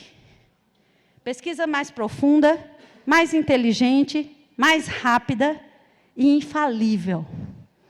Por que infalível? Open source. O mundo inteiro está desenvolvendo para DeepSeek de graça. Né? Ou seja, é possível que o GPT se torne o mesmo que a Encarta. Porque, gente, vai ser infalível também. E o mais interessante é que quem criou o DeepSeek foi o Liang. E, diferente da motivação dos outros, que é o retorno financeiro, a motivação dele é inovação. Vocês têm noção, gente? Eu abro mão do dinheiro do mundo todinho que você quer me pagar, porque o retorno vai ser inovação. Agora, mão de obra, todos vocês motivados a me ajudar, trabalham para mim. Sabe o tanto dessa criatividade, o tanto de heurísticos que tem aqui? Aí a gente, ainda acha que a inovação não é abundante, que a escassez, que o limite orçamentário, que o tempo do dia, que o número de servidores trabalhando é o limite para a criatividade e a inovação. O único limite para a inovação que existe está aqui. Porque você não precisa ter recurso. A natureza é abundante em tudo, gente. Eu lembro que eu plantava com a minha avó no roçado. E eu plantei milho, eu plantei feijão. Você põe 3 caroços de milho e nasce uma torceira, que lá chama. Você planta 3 caroços de milho e nasce um pé. Cada espiga tem 600 milhos. Você acha que o recurso da natureza não é abundante? Pelo amor de Deus. E imagine um recurso que está em você, que é a criatividade, é a inovação. É invencível, mas você tem que dar a vez. Agora, fazer como a Google faz. Por que a Google chegou tão longe, gente? Ah, porque ela tem poder, porque ela tem dinheiro. Não, mas ela não nasceu tão poderosa e tão rica assim. A Google é uma das empresas que publica o cemitério de soluções jogadas fora. E mais, embaixo de cada lápide dessa, que isso aqui é só um print que eu dei, gente, são muitos. Embaixo de cada lápide, ela diz, olha, o que me substituiu foi isso aqui. E lista. E quando ela diz o que me substituiu, ela lista não soluções dela, do mercado. E ela, como precursora, não foi capaz de se manter no posto. E assumir, estou saindo porque, olha, essas soluções me substituem melhor. E daí, se ela está inovando, ela tem vários outros botes ao mar. Agora, eu sei que tem gente que gosta, tem gente que não gosta. Gente, tem gente que diz que não sabe como inovar. Você acha mesmo que Virgínia Fonseca, quando começou a inovar, ela tinha dinheiro, ela tinha empresa, ela tinha poder? O maior ingrediente da inovação é a influência. O mundo político sabe disso. Você nasce um ser igual aos outros, um bebê igual aos outros, e você se torna presidente, secretário, pela influência. E a influência não é algo, dom, é construído. Seja para o que for. E quando a influência vira negócio, você acha mesmo que a motivação de uma Virgínia Fonseca no dia a dia dela não é intrínseca? Nossa, ela vende qualquer coisa que ela fala. Não interessa se a gente gosta ou não gosta, um monte de gente compra. Ela se une a marca vende. A Wipink vende, uns falam bem, outros falam mal, e vende, e vai vender mais. Agora, a motivação é intrínseca. É a influência, é o I to be, é um modelo de negócio. E você cresce sozinho.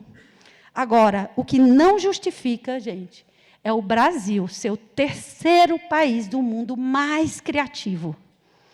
E a gente não só é o mais criativo, a gente tem mais recurso hídrico, a gente tem mais frutas, a gente tem mais legumes, a gente tem sol o ano inteiro. A gente tem vários países dentro de um só. E somos o terceiro povo mais criativo do mundo. Mas, por outro lado, somos 10º em economia global. É uma pena que, esse ano, a gente saiu do 9º lugar e desceu para o 10º lugar em economia global. Mas, ainda assim, uma potência gigante. Agora, gente, me ajuda a entender, porque, no que tange a inovação, nós estamos no 52º lugar. E, em 2 anos, a gente saiu do 49º e desceu para o 52º. Eu sei que eu posso estar ofendendo vários gestores aqui. Mas a culpa é deles. A culpa deles e a nossa, no geral. Porque a caneta da inovação envolve risco que eles não querem correr. Envolve um monte de coisa que é difícil politicamente de administrar. E a gente entende isso. O que a gente não entende é porque outros países, com menos recursos que a gente, não administram um medo tão grande quanto a gente. E, claro, que grande parte vem do modelo de gestão. Lembra que eu falei no começo da cenoura e do chicote? Se errar, você morre, você está fora. E, na inovação, errar precisa ser rápido e precisa ser permitido errar, porque você está experimentando. Então, o Brasil precisa sair desse lugar. Não faz sentido o terceiro povo mais criativo estar apanhando para a inovação desse jeito. E, olha, o governo tem feito muito, né? Abriu aí 666 bi de 2003 para 26 para a inovação, no edital Inova Mais Brasil, mais 51 bi aí para a Lei do Bem, onde devolve impostos a empresas que investem em inovação, e mais um aparato de lei que vem ajudando a gente a trabalhar com a inovação. Só que isso tudo saiu antes de trabalhar a nossa mentalidade para a inovação. Basta se perguntar aqui, quantos treinamentos nós fizemos esse ano para aprender a usar tudo isso e aplicar na inovação? Quantos experimentos está rodando no seu dia a dia como gestor, testando inovação? Tudo isso, gente. E mais. E eu acho que... Boa. Para a gente fazer tudo isso com a inovação, existe um aparato de leis. São políticas de governança, São órgãos reguladores que a gente precisa atuar junto a eles, fomentos à inovação, e aí, quando eu falo de fomento, bacana, ó, de CNPq a FINEP a gente tem. Eita, spoiler. Vou. Universitários, HELP. Boa. Foi.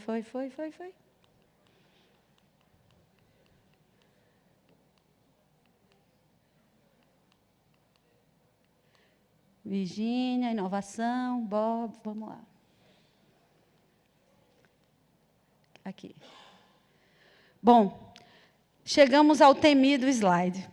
Já dei um spoiler sobre o medo natural, mas uma pesquisa da McKinsey mostrou e atestou que 85% dos executivos que estão segurando nossa inovação no país assumem o medo da inovação.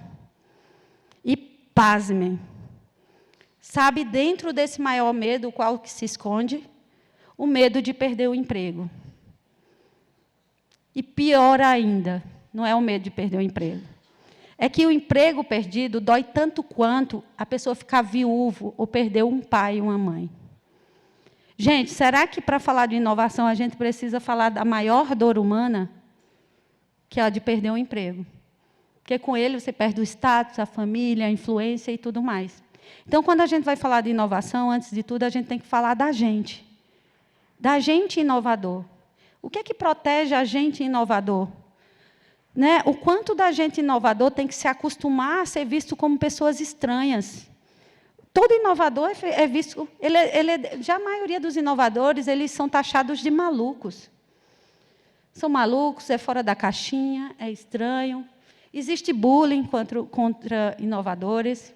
Agora, você imagina um dirigente com a caneta da inovação na mão, ser ameaçado em sua carreira, em seu emprego.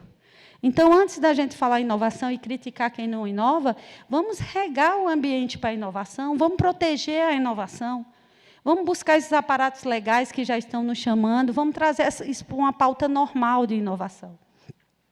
E por que esse medo de inovar existe? Porque a estatística é cruel. Se os projetos normais da casa, que você já sabe o que vai fazer, já tem recurso, 75% são falidos, você imagina que a inovação deve sofrer ainda mais. E aí, 65% do que é enfrentado na inovação, ou vai virar perda, ou vai se pagar uma vez. Mas uns 30 e poucos por cento ali vai ter um retorno de 0 a 50 vezes o valor investido. E apenas ali, menos que 0,5% vai ser uma Netflix ou um Uber. Só que uma conta é certa, gente. Se você não está em nenhum desses patamares na inovação, o que a gente se discute é se você vai existir em quanto tempo. Não tem jeito. Mas também não é de qualquer jeito que a gente vai fazer a inovação. Pense que a inovação, a organização, é tudo que está sendo explorado. Processos digitalizados, eles estão sendo explorados aqui, ó, na empresa. 90% de tudo que acontece está sendo explorado. A inovação, elas são bots. Porque você não vai arriscar tudo. Você não vai arriscar a confiabilidade da empresa, o nome da empresa, o recurso da empresa todinho na inovação. São bots que você vai lançar ao mar para explorar novos ambientes. E aí, nessa exploração, você vai descobrir a inovação, e depois que descobre, é que você conta para a empresa. A empresa vai explorar a inovação. Ok? A empresa vai explorar a inovação. E de que jeito? Um bom jeito de começar, eu falei que daria o spoiler no final, é você ter na empresa uma caixinha para a inovação, que não anda na esteira de projeto normal, que não anda nas políticas normais. Você vai ter que criar uma governança para a inovação, onde os times andam à margem de toda a operação, explorando. Nem todo time que vai explorar uma missão de inovação vai voltar com sucesso, mas faz parte, porque você tem uma política para isso. E, olha, uma maneira boa de montar os times é assim, ter uma equipe interna, um coordenador responsável, um patrocinador e, por vezes, especialistas de fora, te ajudando a fazer essa gestão. E por quê? Porque, no dia a dia, você vai precisar diminuir o risco da inovação. E só tem um jeito de diminuir o risco da inovação, gente, é testar a inovação.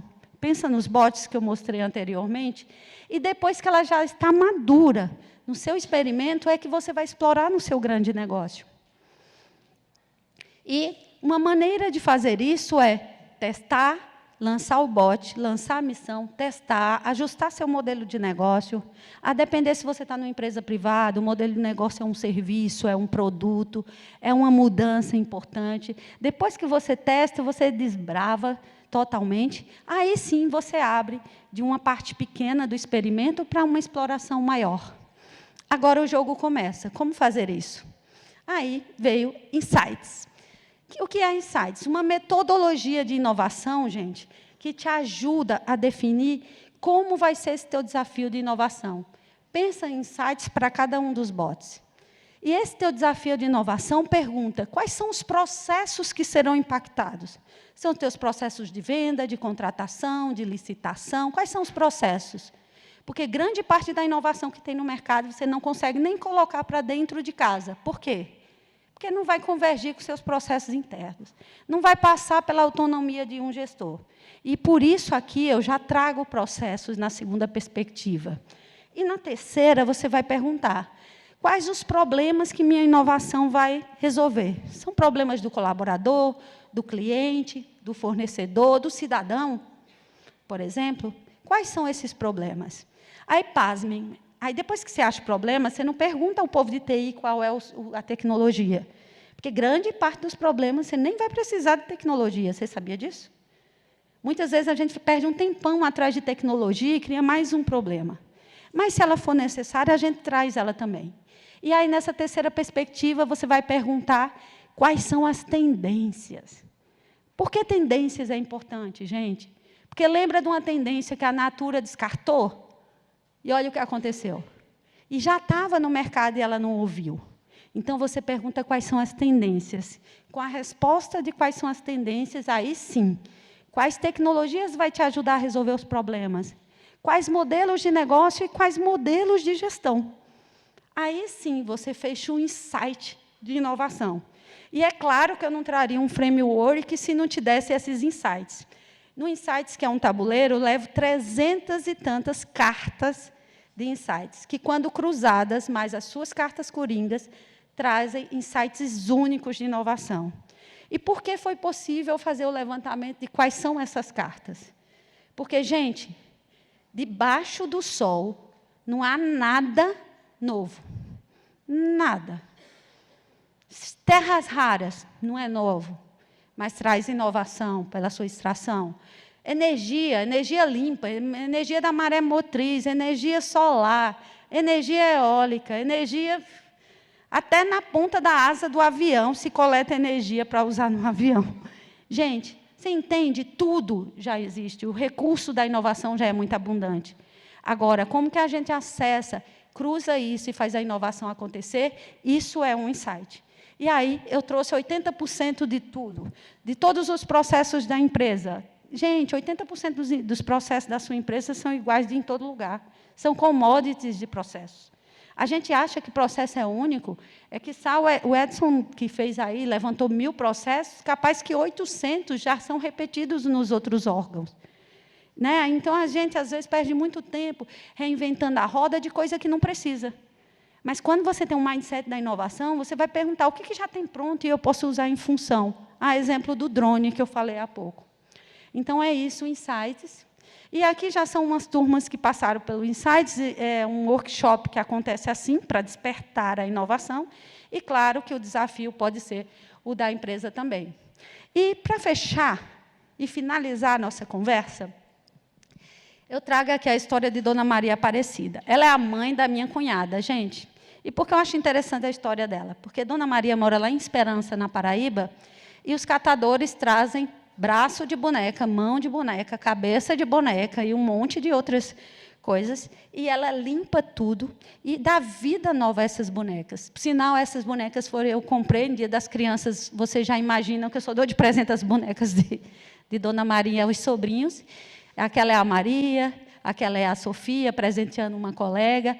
Essa é a Dona Maria. E todas essas bonecas ela lavou, tirou os riscos de canetas, que não tem cabelo, ela faz novo cabelo. E ela inova bastante, fazendo a recuperação dessas bonecas. E só com essa ação, sabe os objetivos sustentáveis da ONU?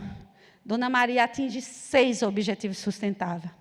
Ela tem uma ocupação na terceira idade, ela salva a natureza, porque, não sei se vocês sabem, essas bonecas elas não se degradam na natureza nem com 10 mil anos.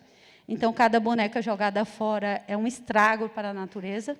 E ela dá uma vida infinita a essas bonecas, porque, mesmo depois de usadas, se elas vão para o lixo, a cidade devolve as bonecas para ela. Então, veja bem, se Dona Maria, com pouca instrução, pouco recurso, consegue atingir 6 objetivos desses, se a gente se perguntar com nossa capacidade, quantos a gente consegue? Com, às vezes, ações muito simples de inovação. É perguntar que recurso eu tenho, o que eu quero fazer. E a outra coisa mais importante, quando você é um inovador de verdade, o que eu chamo de insider, você nunca pensa num benefício para você. Você pensa com a inovação, quais os benefícios você vai conseguir gerar para os outros. Isso muda tudo. Porque tudo que você pensa só para você implode. Lembra o exemplo aqui que eu disse do OpenAI, que paga desenvolvedores caros, e o DeepSeek, que vai ter uma inovação infinita? O Wikipédia, que destruiu a Encarta antes de nascer? Por quê? Porque o recurso que ambos acessaram é infinito, assim como é nossa criatividade, nossa vontade de mudar. E mais, o que fica assim, quando a gente fala de inovação, é que, às vezes, a gente diz, as pessoas, a gente põe nos outros a culpa, né? As pessoas são resistentes à inovação. As pessoas são resistentes à inovação. Será mesmo? O que a gente resiste mesmo não é a inovação. É a consequência da inovação em nós mal administrada. Porque a inovação pela goela, né? Vou inovar, vou colocar um novo sistema lá na área e deixa, né, na custa de quem está lá fazer aquilo acontecer. Não é desse jeito. A inovação ela é construída em hipótese, admitindo risco, experimento, em colaboração. A competição é uma assassina da inovação. Anotem isso. A competição é a assassina da inovação. E eu pude atestar isso cientificamente. Bastou eu colocar elementos de competição no tabuleiro e ver a criatividade das pessoas minarem. Então, gente, que o novo dia, a partir de amanhã, depois de todos esses insights, venha para vocês, né, com esse despertar para a inovação, despertar para a predisposição ao risco, ao experimento, de um jeito controlado. E com metodologia para isso. E, bom, deixando aqui o meu contato, deixo também a mensagem de que o insight é só o começo. A inovação de verdade, ela começa quando a gente age. Porque inovar por si é só um verbo. O que muda a inovação é a ação. É sair desses insights e ir para o experimento real. Tá bom, gente? Muito obrigada por me escutar até aqui. Obrigada.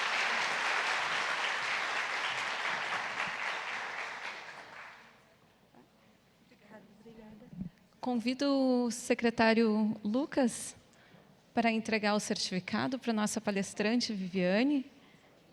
Vou tirar uma fotinho.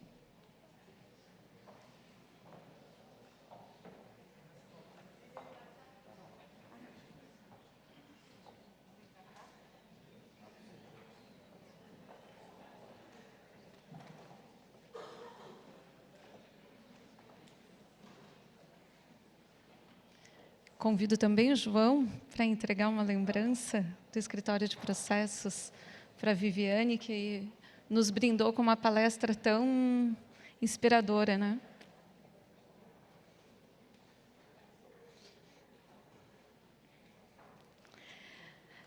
Convido a todos agora para o serviço de coffee break, está aqui na frente da recepção do auditório.